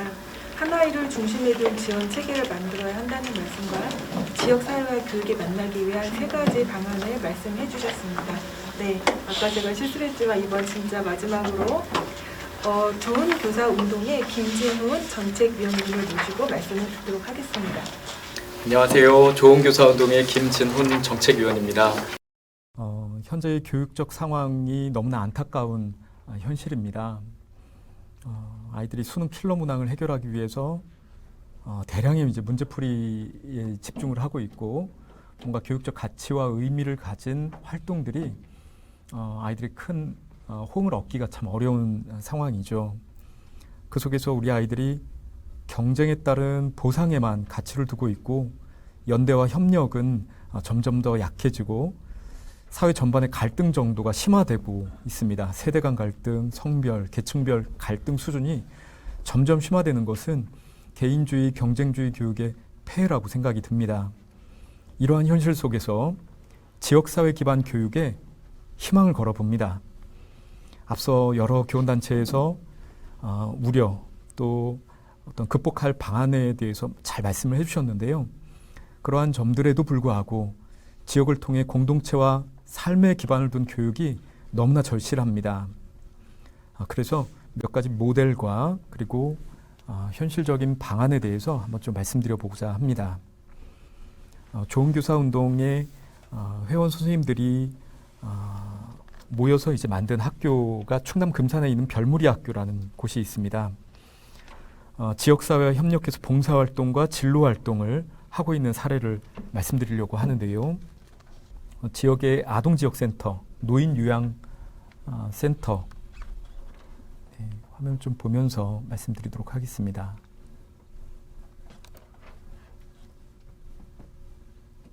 네. 지역 아동센터, 노인요양시설, 다문화센터 등과 연계해서 학생들이 학교 밖과 만남의 폭을 넓히고 지역사회가 당면한 문제를 파악해서 프로젝트 활동을 진행합니다. 아예 정규 과목 수업에서 지역사회를 방문하거나 강사를 초청해서 현안을 다루기도 하고요. 여기서 쌓여진 경험을 토대로 저개발 국가의 문제를 세계 시민적 관점에서 참여하기도 하죠. 서울시 교육청에서 오디세이 학교라는 위탁 대안 과정을 운영하고 있는데요. 이 오디세이 학교에서는 정규 교과로 지역사회 학교 밖 전문가를 적극적으로 활용하고 있습니다. 네, 하자센터, 민들레 학교, 꿈틀학교 등 학교 밖 기관과 연계해서 교과 과목을 운영하고 학생부의 학점으로 그렇게 반영을 하고 있는데요. 네, 대부분의 과목이 패스페일로 그렇게 이제 평가에 큰 부담을 갖진 않는 과목인데요. 소집단 공동연구, 주제탐구 학습, 세상 엿보기 이런 식으로 과목명이 만들어지고 해당 과목은 학교 밖 전문가를 통해서 학생이 이제 시민으로서의 어떤 가치 또 참여의 내용이 이제 구체적으로 세분요 특기 사항에 적히게 됩니다. 다양한 지역사회 자원을 교육적 경험으로 연결하는 것은 매우 의미 있는 시도입니다. 이런 지역사회 기반 교육과정을 적용하는 데 있어서 교육청이 적극적으로 나서서 중간에 허브 역할을 하는 것이 필요하겠습니다. 앞에서 교사노조에서 잘 말씀해 주신 대로 저희는 이런 지역사회 기반 교육이 단위 학교에서 역량 있는 학교에서는 얼마든지 주도적으로 추진해 나갈 수 있지만 또 그렇지 않은 많은 학교들이 있다 보니까요. 지역교육지원청에서 허브 역할을 잘 구축해야 된다라는 생각이 듭니다. 지역교육지원청이 지역의 교육 자원을 이용해서 지역성이 있는 진로체험의 기회 또 지금 이제 향후 고교 학점제가 확대되면서 공동교육과정을 운영하는 핵심 허브로서의 역할을 잘 수행해야 되겠습니다. 지역은 다양한 교육 자원을 갖고 있습니다. 지역에 소재한 대학도 있고 또 여러 이제 교육 기관들이 있고 또 체험처가 있죠. 문제는 이 흩어져 있는 교육 자원을 결집해서 해당 학교와 연결할 수 있는 허브가 필요한데요. 지역의 진로직업체험지원센터 또 지역교육지원청 내에 해당한 업무를 담당하는 그런 조직이 필요하겠습니다. 그리고 그 조직에는 현직 선생님들이 파견으로 가거나 아니면 증원해서 현직 학교에서 이루어지는 상황을 잘 담아내는 프로그램으로 기획하는 것이 필요하겠습니다. 여러 극복해야 될 과제가 많이 있죠. 앞서 다른 단체에서도 말씀해 주신 대로 학교 밖 전문가를 어떻게 인증할 것인가, 또 수업과 평가권에 대해서는 여러 이제 우려 섞인 그런 입장이 많이 있는데요. 그럼에도 불구하고 학교를 개방하고 학교를 지역사회에 연계하는 것은 우리 아이들의 관점에서는 너무나 중요한 일이었다. 우리가 좀 열린 마음을 가지고 길을 찾아봐야 되겠다라는 생각이 들고요. 더 큰 어려움으로 사실 대입 전형의 공정성 강화의 흐름 때문에 정시 준비가 우리 아이들에게 큰 부담이 되었습니다. 이 정시 준비에 대한 큰 족쇄를 해결하지 않고 학원에서 문제풀이 교육을 받아야 된다는 그 부담을 해결하지 않고 지역사회 기반 교육이 얼마나 내실 있게 장기적으로 갈 수 있을까 하는 이런 걱정도 있습니다. 이 걱정을 향후 대입제도 또 교육과정 속에서 더 우리 아이들의 현실에 걸맞는 그런 개선 방안을 잘 만들어가는 것으로 해결해 가야 된다라고 생각이 듭니다. 고맙습니다. 네, 감사합니다. 교육지원청과 연관지어서 구조적 문제 외에 극복해야 할 과제를 말씀해 주셨습니다. 이제 5분의 지정 토론회가 끝났고요. 청중의 질의응답을 받는 시간입니다. 잠깐 채팅으로 올라온 글을 봤는데요. 민천홍 선생님께서 글을 좀 올려주셨어요. 글을 읽는 것보다 육성으로 한번 들어보면 어떨까 싶은데요. 민천홍 선생님 말씀 가능하실까요? 네. 네. 아까 이제 좋은 발제 감사드리고요. 수업 시수 부분이 문제가 되지 않겠냐라는 말씀은 사실 그러니까 우리가 일방적으로 지역에 대해서 교육 내용으로서만 가르친다면 문제가 되겠지만 어떤 교과나 학습할 목표에서의 핵심적인 개념이나 내용들을 지역으로부터 풀어낸다는 차원으로 접근한다면 그런 것들은 좀 해소되지 않을까. 단순히 지역 교재를 만들어서 그걸 가르쳐서 진도를 나가는 그런 개념이 아니라 기존에 하는 학습, 과학에서 어떤 현상을 발견할 때도 그 교과서 사례보다도 우리가 교실이나 주변에서 일어난 사례를 활용해서 수업을 하는 것처럼 지역 내 자원이나 상황들을 수업 소재로 삼는 것들을 좀 더 활성화하면 되지 않겠는가 하는 생각을 하고 있습니다. 물론 지금도 그런 것들이 좀 많이 이루어지고 있으면서요. 그래서 지역에 대한 학습이 지역의 내용을 배우는 것에만 치우치지 않고 그렇게 교육 내용들을 해석해서 다시 좀 교육과정 재구성과 연계시킬 수 있는 움직임들이 활성화될 필요가 있지 않나 이런 생각이 들어서 의견 말씀드렸습니다. 네, 고맙습니다. 자, 그다음 매주 1위를 지역 교육으로 하라고 강조하는 것 자체가 효율적인 교육 방식을 말씀해 주신 선생님 계신데요. 혹시 말씀해 주시겠습니까? 네. 2022 개정 교육과정에서 지역 교육청에 일부 시간을 자율성을 준 것과 학교에 자율성을 준 것은 학교 자치와 시도교육청 자치의 측면이지 이것을 획일적으로 국가교육회의에서 지역사회 기반 교육을 해라 라고 하는 것 자체가 이미 획일적인 교육 방식을 학교와 교육과정에 강제를 하고 있는 부분이라는 거죠.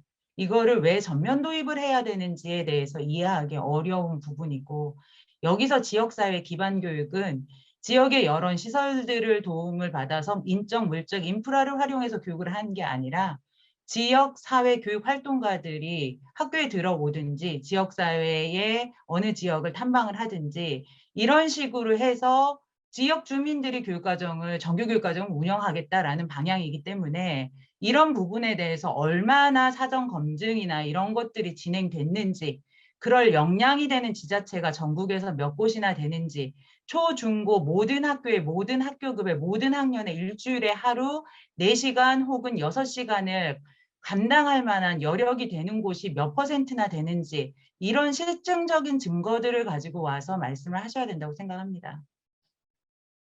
네, 말씀 고맙습니다. 그리고 또 말씀하실 분이 있으면은 음소거 해제하시고 자유롭게 말씀을 하시고요. 말씀하시기 힘든 분들은 채팅으로 올려주셔도 됩니다.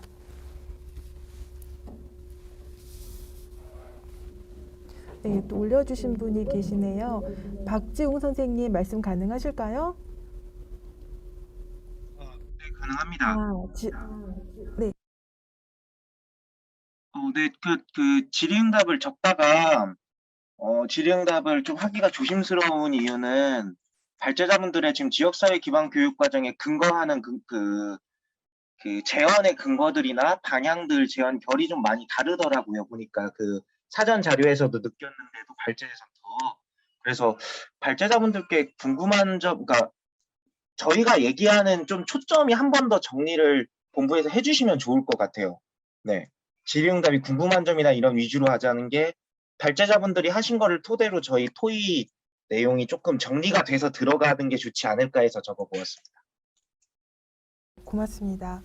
그러면은 일단은 발제해 주신 분들에게 발제는 방자 선생님께서 하셨고요. 토론을 5명이 해주셨잖아요. 그래서 발제자 분께 질문을 하셔도 좋고요. 토론자들의 의견에 동의하거나 아니면 조금 더 첨언하실 내용이 있으면 말씀해 주셔도 되겠습니다. 네, 물론 당연히 발제하신 분의 내용이 기준입니다.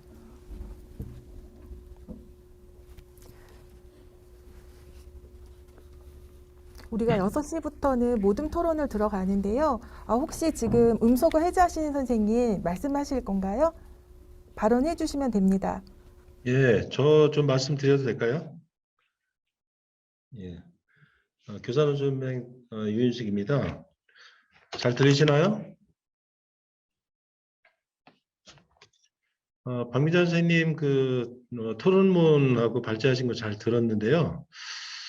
이제 우리 그 교육이 어쨌든 경기도 혁신교육 지금 이제 10년이 넘었죠.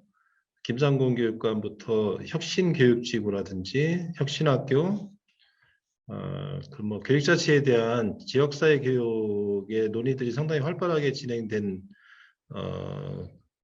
그렇게 되었고요. 또 하나는 이제 원래 문재인 예전 선거 캠프에서 준비했던 자유학년제, 전환학교 이제 그런 게 결국에는 이제 박근혜 정부에서 자유학기제라는 걸로 둔갑해가지고 여러 가지 지역사회 함께하는 교육들이 좀 많은 부분 되었고 이게 결국에는 이제 여러 가지 학교 교육 과정의 파행이라든지 부작용 이런 부분들 때문에 부정적인 의식들이 좀 많이 생기고 그래서 이번 교육 과정에도 많은 부분 개편이 된 걸로 알고 있습니다. 박미자 선생님께 궁금한 것은 이런 혁신교육지구 사업과 그리고 자유학기제의 그런 교육 과정에 대한 것들이 그런 역사를 봤을 때 교사들이 갖고 있는 이 지역사회 기반한 교육들에 대한 부정성들 이런 것들을 갑자기 일주일에 20% 하루를 지역과 함께하는 교육을 교사들이 수용성 면에서 과연 긍정적일까? 저는 그게 좀 걱정이 되고요. 이런 부분에 대해서 좀 생각하신 걸 간단히 듣고 싶습니다. 이상입니다. 네, 박미자 선생님. 네.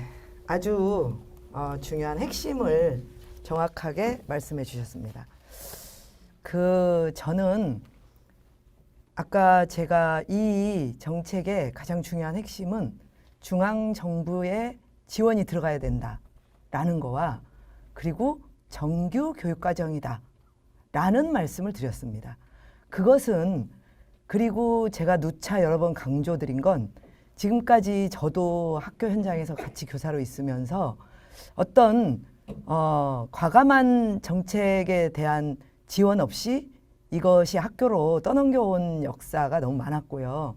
그리고 그것으로 인해서 선생님들이 또 이 정책에 대한 염려도 되게 많이 하실 거다라고 보고 있습니다.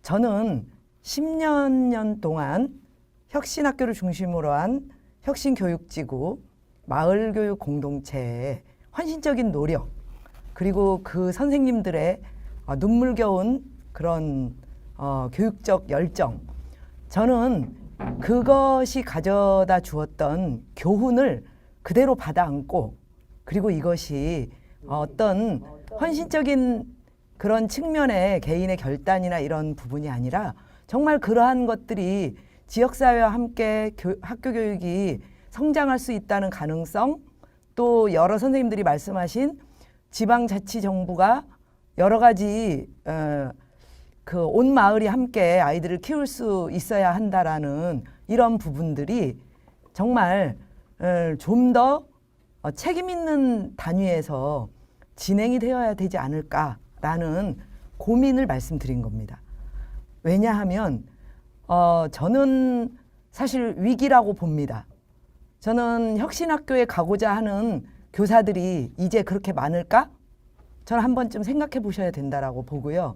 저는 이 이야기를 교원단체 모두에게도 드리고 싶고, 그리고 정부의 정책을 담당하시는 분들에게도 드리고 싶습니다.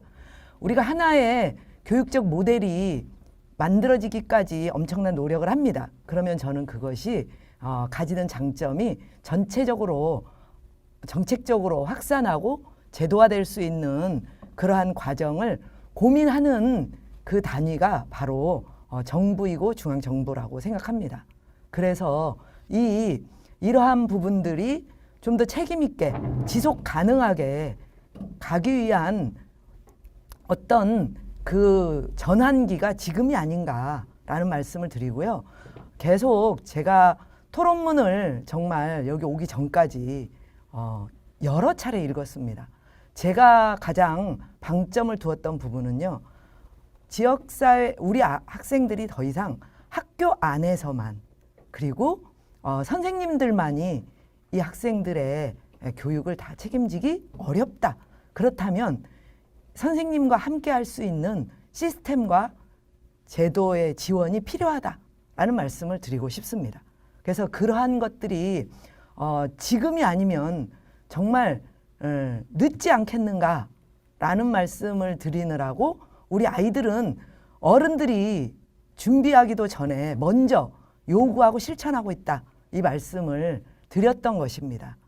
그리고 우려하시는 여러 가지 그 교사들이 수용 가능한가, 수용할까, 이런 부분에 대한 염려는 사실 교원단체 정책 담당하시는 분들의 염려보다도 더 밖에서 더 많이 염려를 하시더라고요. 이게 필요하다라고 다 필요성은 공감하지만 교사들이 이걸 받겠느냐. 저는 이 정책의 그 내용과 그리고 설명, 그리고 공감대, 그리고 정부 단위와 국가교육위원회가 되겠죠. 국가교육위원회에 정말 지원자로서의 정확한 이런 협력을 이끌어내 가겠다라는 이런 의지, 이런 것들이 함께 결합된다면 저는 이제 늦었지만 시도해야 되지 않겠는가라는 말씀을 드리고 싶습니다. 조금만 더 말씀드리면요. 제가 이거를 공부하면서 정말 왜 이렇게 우리나라만 어려움이 있나. 보통 정규교육과정으로 이렇게 넣지 않는 나라들이 대부분입니다. 맞죠? 그런데 굳이 우리는 저는 정규교육과정으로 이걸 넣자라고 제안을 드리는 겁니다. 왜냐하면 방과 후는 바로 차별의 시작입니다. 그렇지 않습니까? 학교가 끝나면 아이들이 자기 가정의 배경과 문화 수준에 따라서, 경제 문화 수준에 따라서 각자 다 흩어집니다. 그래서 정말 삶을 위한 그런 교육 내용이 필요한데도 불구하고 그거를 방과 후에 할 수 없습니다. 제가 다른 나라들을 보니까요. 여러분들이 그나마 좀 괜찮지 않나라고 생각하는 핀란드, 덴마크, 방과 후 활동 교사 정규 과정으로 채용합니다. 국가가 그리고 지방 정부가 지원하면서 지역의 상주에서 우리 학생들을 그런 다양한 교육을 할 수 있도록 지원하고 정주합니다. 그리고 그렇게 입시교육에 완전 매몰되어 있지 않기 때문에 정규교육으로 넣지 않아도 문화, 예술, 체육 고루고루 다 배웁니다. 우리는 어떻습니까? 저는 정말 문화, 예술, 체육 교육이 가정의 어떤 사회 경제적 지위에 따라서 한 번도 악기 한 번도 제대로 익히지 못하는 학생들이 전 굉장히 많다라고 봅니다. 이런 것들 지역의 기반 만들 수 있도록 이제 아니 뭐 경제 그 대국이라며요. 선진국 반열이라며요. 그러면 저는 정부가 지원 체계로 지금까지 지방에 뜻있는 지역 자치나 또 아주 그런 교육에 아주 그 관점이 있는 지방 정부나 이렇게 선택적으로 자발적으로 진행했습니다. 저는 아까 한 선생님께서 획일적인 교육 과정을 강제로 도입하는 거 아니냐라는 우려를 하셨는데요. 그 우려도 또한 소중하게 받아들이면서 우리의 경험에서 나온 것입니다. 그게. 그래서 정말 그 중앙정부가 제대로 지원한다면 그리고 지방정부와 시도 교육자치가 제대로 지원한다면 좀 우리가 마음을 열고 해볼 만한 것이 아닌가라는 오늘 처음으로 제가 용기를 내서 제안을 드리고 발제를 한 것입니다. 앞으로 더 많이 보완하고 더욱더 구체적으로 그 선생님들과 또 지역 주민들을 함께 만나가면서 이 정책이 보완돼야 될 지점들이 굉장히 많습니다. 예. 네. 시간이 많이 짧습니다. 그런 말이 있더라고요. 외과 의사가 응급 환자를 수술하는 것보다 교육을 바꾸는 게 더 힘들다는 말이 있습니다. 아무래도 부정적인 경험들이 많아서 많은 우려와 걱정을 하시는 것 같습니다. 또 그만큼 학생들에 대한 애정이라고 저는 생각이 드네요. 시간이 이제 다 되어서 다 공유할 수는 없지만 여기 채팅방에 올라온 의견들은 소중하게 전달되도록 하겠습니다. 자, 이제 6시가 넘었고요. 바로 모든 토론으로 넘어가겠습니다. 6시, 지금부터 40분 정도 4개 모둠으로 나눠서 입장을 하시게 됩니다. 일단 이 자리에 계신 분들은 한 모둠으로 아까 다 못한 토론을 좀 이어나가실 수가 있겠고요. 그리고 줌으로 계신 분들은 단체가 좀 섞여서 모둠으로 구성이 됩니다. 모둠별로 3개 주제에 대해서 논의를 해주시면 됩니다. 주제는 지역사회 기반 교육을 운영함으로써 학교 교육에는 어떤 효과가 있을까요? 라는 것이고요. 그리고 지역사회 기반 교육을 운영할 때 교원들에게 어떤 부담과 어려움이 따를까요? 그리고 마지막으로는 지역교육 과정의 질을 보장하고 지역의 교육 격차를 해소하기 위해서는 어떤 지원들이 필요할까요? 라는 3가지 주제입니다. 첫 번째, 두 번째 주제는 한 7분에서 10분 정도 해주시면 좋을 것 같고요. 나머지 긴 시간을 아무래도 3번째인 중앙정부와 지방정부 그리고 시도교육청의 지원 등에 대해서 논의를 해주시면 좋겠습니다. 그 외에 다른 의견이 있으신 분들은 분들도 저희가 다 기록을 할 거니까 전달이 되도록 하겠습니다. 네, 잠시 방비전 선생님 전하는 말씀을 듣겠습니다. 네, 그 토론하시면서요. 저는 선생님들께서 과감하게 그러한 자신 있게 좀 더 어떠한 지원과 어떤 체계 또 어떤 이런 시설들이 또 인적 자원 사실 그 한 가정에서도 보면 자식을 키우기 위해서 굉장히 많은 비용을 제공하고 굉장히 많은 선생을 찾아다닙니다. 저는 대한민국에 우리 교사만 있는 게 아니라 우리 교사들과 함께 손잡을 수 있는 굉장히 많은 전문가들과 그리고 굉장히 많은 청년들이 또 있습니다. 저는 이런 부분들을 어떻게 우리가 우리 아이들을 잘 키우는데 함께 손잡고 마련해 나갈 수 있을지를 과감하게 토론해 주시기를 부탁드리겠습니다. 네. 부탁처럼 과감한 토론을 말씀드리도록 하겠습니다. 모둠이 나눠지면요. 각자 소개를 좀 하시고 진행을 해주시면 되고요. 각 모둠별로 기록을 해주실 분이 있습니다. 모둠 토론이 끝나면 전제방으로 들어와서 모둠별 내용을 공유하도록 하겠습니다. 네, 그러면 모둠 토론을 시작하겠습니다.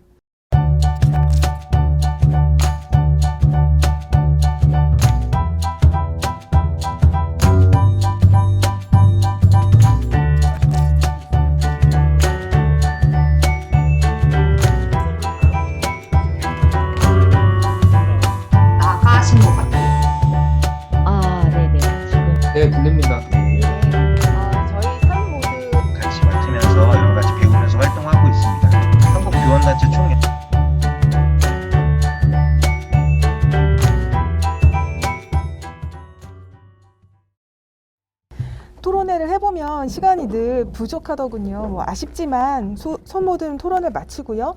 각 모둠에서 논의된 내용을 핵심을 정리해서 전해 주시면 되는데요. 저희가 이 자리에서도 지금 토론이 엄청 뜨거웠습니다. 그런데 세 가지 주제를 다 요약해서 말씀하시면 시간이 많이 걸릴 것 같아요. 그래서 제 생각에는 1, 2 주제는 저희가 다 정리해서 전달되는 걸로 하고요. 세 번째 주제, 그것은 이제 지역 교육 과정의 질을 보장하고 지역의 교육 격차를 해소하기 위해서는 어떤 지원들이 필요할지, 그리고 또 어떤 시스템이 필요할지에 대한 논의 3번 주제를 중심으로 좀 핵심 요약을 해주시면은 시간을 좀 아낄 수 있을 것 같다는 생각이 듭니다. 네, 먼저 여기가 워낙 뜨거웠기 때문에 1모듬은 마지막에 발표를 하고요. 순서는 모듬별로 4, 3, 2, 1로 가도록 하겠습니다. 그러면 소회실 4번 모듬에서 진행해 주신 조희영 선생님께서 요약해서 발표해 주시겠습니다. 준비되셨을까요? 네, 일단 어려움과 기대에 대해서는 하지 않고 3번에 대해서만 말씀을 드리겠습니다. 어쨌든 그 지역사회 기반 교육을 한다고 했을 때 교사들이 너무 여력이 없어서 교사들이 그 교육 과정을 어떻게 녹여낼지에 대한 고민을 할 수 있는 시간을 좀 줘야 한다라는 의견들이 있었고요. 그래서 지역 교육 과정의 질을 담보하기 위해서는 어쨌든 교사가 수업을 연구하고 지역 사회에 대한 이해를 높이고 또 교육 격차에 관련돼서 해소하기 위해서는 어쨌든 지금 초등 돌봄의 경우에는 이제 복지에 대한 부분이 있기 때문에 교육 격차 해소하기 위해서는 지자체의 책임 있는 부분이 좀 많이 필요하다라는 이야기를 해주셨고요. 그 다음에 지금 그 교육 예산은 그 예산적인 부분, 지역사회 기반 교육을 했을 때 예산적인 부분이 좀 명확해야 한다라는 그 말씀을 해주셨고요.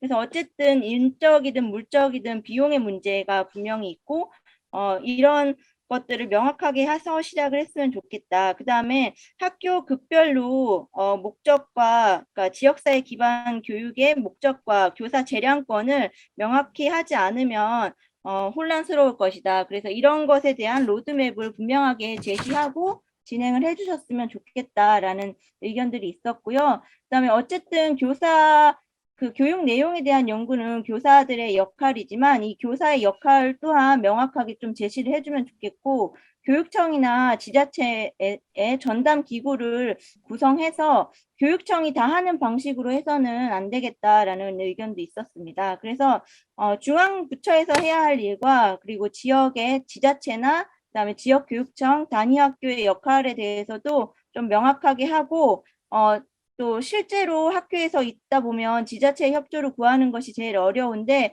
이런 부분에 대한 해소도 좀 필요한 것 같다라고 이야기를 해주셨습니다. 그래서 어쨌든 우수 사례를 공유하는 건 좋지만 우수 사례 중심으로 되지 않았으면 좋겠고 어느 학교에서든 지역사회 기반의 교육을 할 수 있도록 만들어줘야 되지 않나라는 의견을 주셨고요. 그래서 그 지자체의 역할이 무엇인지 또 어쨌든 교육 격차를 해소하기 위한 출발선을 어떻게 우리가 보강할 것인지 보장할 것인지 이런 계획을 충분하게 세우고 또 인력 배치의 문제 또한 고민을 해서 비정규직 채용만 늘리는 형식이 아니라 그동안에 우리가 해왔던 것에 대한 평가, 뭐 자유학기제나 또 지역사회 기반이라고 하지만 다른 그동안에 했던 활동들을 좀 평가하고 그런 것들을 바탕으로 향후에 장기적인 계획을 세웠으면 좋겠다라는 의견들이 있었습니다. 네, 이상입니다. 네, 감사합니다. 그러면은 바로 이어서 3조 송가은 선생님 준비되시면 시작해 주세요. 예, 3조 3번 안에 대해서 발표드리겠습니다. 저희 분임에서는요. 학생들이 일단 원초적으로 갖고 있는 불평등 출발 지점을 조정해주는 역할에서 중앙정부나 지방정부의 지원이 먼저 필요하다고 논의가 되었고, 그 다음에 학생들을 그 지역교육을 실시하는 교육자에게 일임하기보다는 교사나 학생의 참여를 모두 할 수 있도록 그 중앙정부나 지방정부가 플랫폼을 구축하는 게 중요하다고 논의가 되었습니다. 그다음에 지역에 있는 인프라들을 구축해서 활용을 하려면은 교육청 단위보다는 지자체, 뭐 시청, 도청, 뭐 시군구 협력적인 차원에서 플랫폼을 구성하고 운영하는 게 좋지 않을까라는 말도 있었습니다.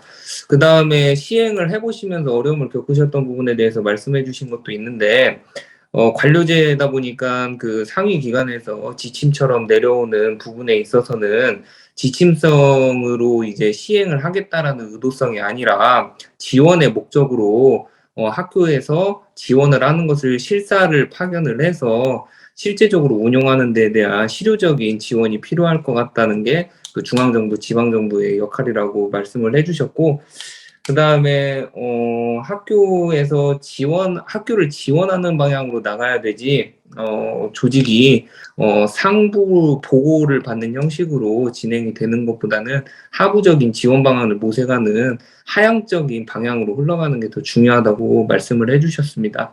또한 이런 실효적인 방안들을 좀 고민해 봤을 때 지역교육청 차원에서 그 지역교육을 실현할 수 있는 인력풀을 구축해 준다면은 효율적으로 활용하는 데 있어서 요청을 하면은 지원해주는 방식이 갖춰질 수 있을 것 같고, 그 다음에 예산이 만만치 않을 것 같아요. 그래서 아까도 말씀해 주셨듯이 교원의 행정 업무의 과다, 행정직으로의 전환을 방지하기 위한 그런 간편화 시스템이 좀 갖춰졌으면 좋겠습니다.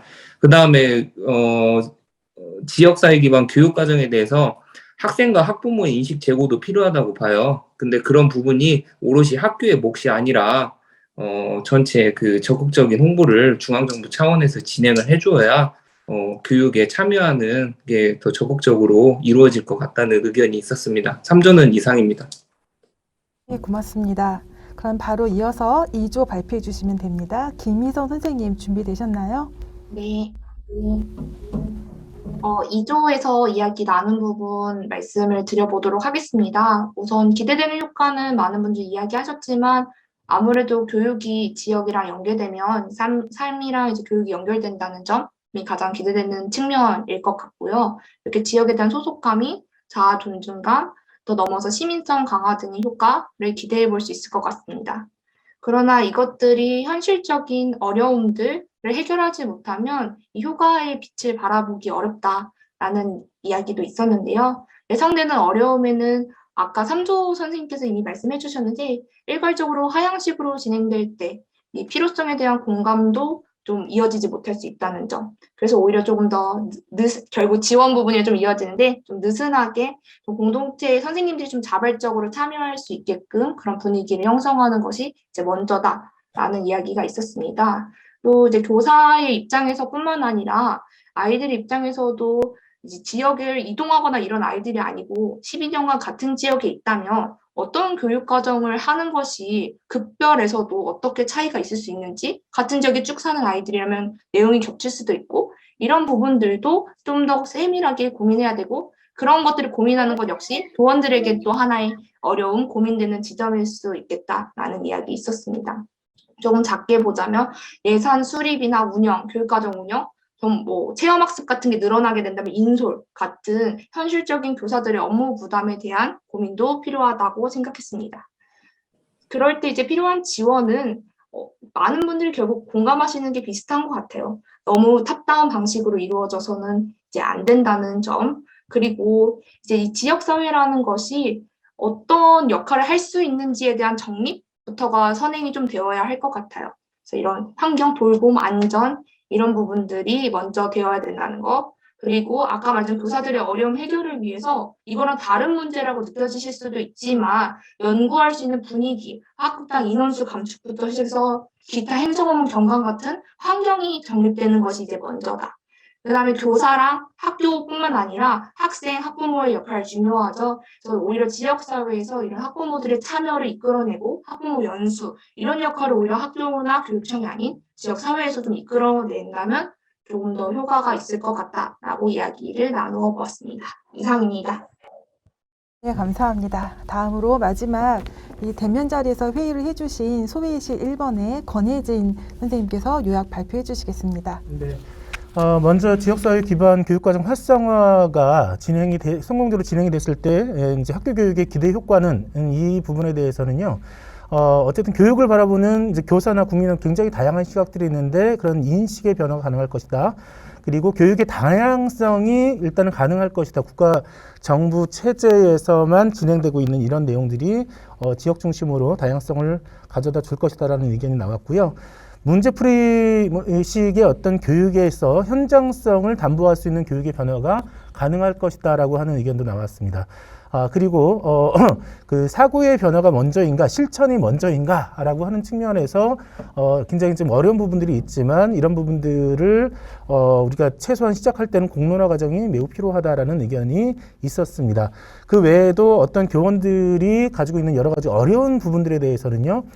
지금까지 현재 존재하고 있는 규정이나 법체계나 수업 시수나 등등의 이런 여러 가지 것들에 대해서 어떻게 자유로울 수 있을지 이 관행을 깨는 과정 이런 것들이 굉장히 쉽지 않을 것이다라고 하는 의견과 현실적으로 진행될 시 행정 업무, 그러니까 방과 업무 채용이나 급여 평가, 공모 과정, 교원 충원이 안 될 시 현정의 저항 이런 것들이 문제가 될 가능성도 있다라고 말씀하신 부분도 있고요. 배운 적도 없고 실천해 본 적도 없고 해본 적도 없는 이 교사들이 이 책임을 지우게 하는 방식은 절대 안 된다라고 하는 부분들이 있었었고요. 그리고 엄청난 헌신과 준비, 현장성의 담보가 모든 학교가 가능할지, 그런 지원이 가능할지, 이런 부분들에 대한 어떤 현실적인 어려운 이런 부분들도 있었습니다. 그리고 지역 격차의 문제는 어떻게 해결할지라고 하는 부분들에 대해서도 역시 우려를 이제 가지고 있었었고요. 그래서 시간이 촉박한 과정이 문제가 될 수 있다라고 하는 부분 속에서 차근차근 준비해 나갔으면 좋겠다라고 하는 여러 가지 의견들이 나왔습니다. 그리고 교육청에 상주하는 교사들이 많은 역할이 필요하고 그래서 학교 현장 교사가 그런 연결을 통해 경험을 쌓아야 한다는 의견도 나왔었고요. 또 청소년 진흥센터라든지 여러 가지 여가부 여러 가지 많은 데이터들 그런 경험들이 있지만 이것이 교육과정으로 들어오는 것에 대한 여러 가지 어떤 경험의 미숙, 여러 가지 저항 이런 것들을 어떻게 이해 갈등의 갈등 상황들도 어떻게 우리가 할 수 있을지에 대한 고민들도 있었습니다. 그래서 지원 체계에 대한 이 과정에 대해서는요. 결국은 지역사회에서 학생에게 도움을 줄 수 있는 질관리가 교육청 단위의 중간 조직이 중간 지원센터 같은 것들이 좀 필요하다라고 하는 의견, 그 과정 속에서 강사단의 질 관리가 일상화되어야 된다. 연수 같은 것들도 포함해서요. 이런 것들이 있었었고요. 그리고 실질적으로 대도시나 가능한 여러 가지 이런 상황과 소도시가 가지고 있는 여러 가지 어떤 그 인프라의 부족 이런 것들을 어떻게 극복할 수 있는지에 대한 부분들이 실질적으로 있어야 한다는 얘기가 있었었고요.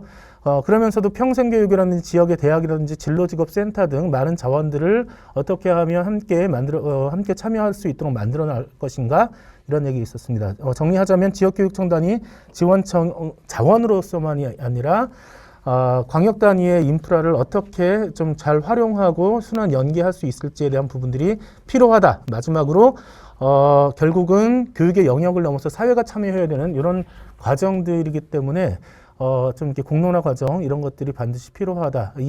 그 지역교육 과정은 필요하나 여러 가지 어떤 걸림돌의 문제를 어떻게 제거할지 이런 부분들이 과제로 남아 있었습니다. 예, 이상으로 마치도록 하겠습니다. 감사합니다. 네, 이거 정리하기 너무 어려운 주제였는데요. 정말 네 분 너무나 정리 전달을 잘 해주셨습니다. 박수 한번 보내드리고 싶습니다. 고생하셨습니다. 네, 날카로운 문제 제기와 현실적이고 아주 구체적인 제안까지 다양하고 전문적인 의견들이 잘 모아졌습니다. 2월 9일에는 학부모의 다양한 교육 활동가들이 참여해서 의견을 듣는 자리를 가지고자 합니다. 그런데 오늘 이제 토론회를 좀 마치려고 하는데요. 혹시 이 말 안 하면 잠을 못 주무시겠다 하시는 분 있으면 한 1, 2분 발언 기회를 드릴까 합니다. 제가 3초 정도 기다려서 보고요. 만약에 없으면은 마무리를 하도록 하겠습니다. 네, 없으신 걸로 확인이 될 것 같습니다. 제가 예전에 5초 기다렸더니 너무 길다고 하시더라고요. 네, 3초 지났기 때문에 마무리를 하도록 하겠습니다. 그러면 오늘은 말을 못했기 때문에 잠을 못 주무시는 분은 없을 거라고 믿고 오늘 토론회를 마치도록 하겠습니다. 1시간 반 넘게 긴 시간 동안 모두 애써주셔서 고맙습니다. 모두 애쓰셨습니다. 고맙습니다. 네, 수고하셨습니다.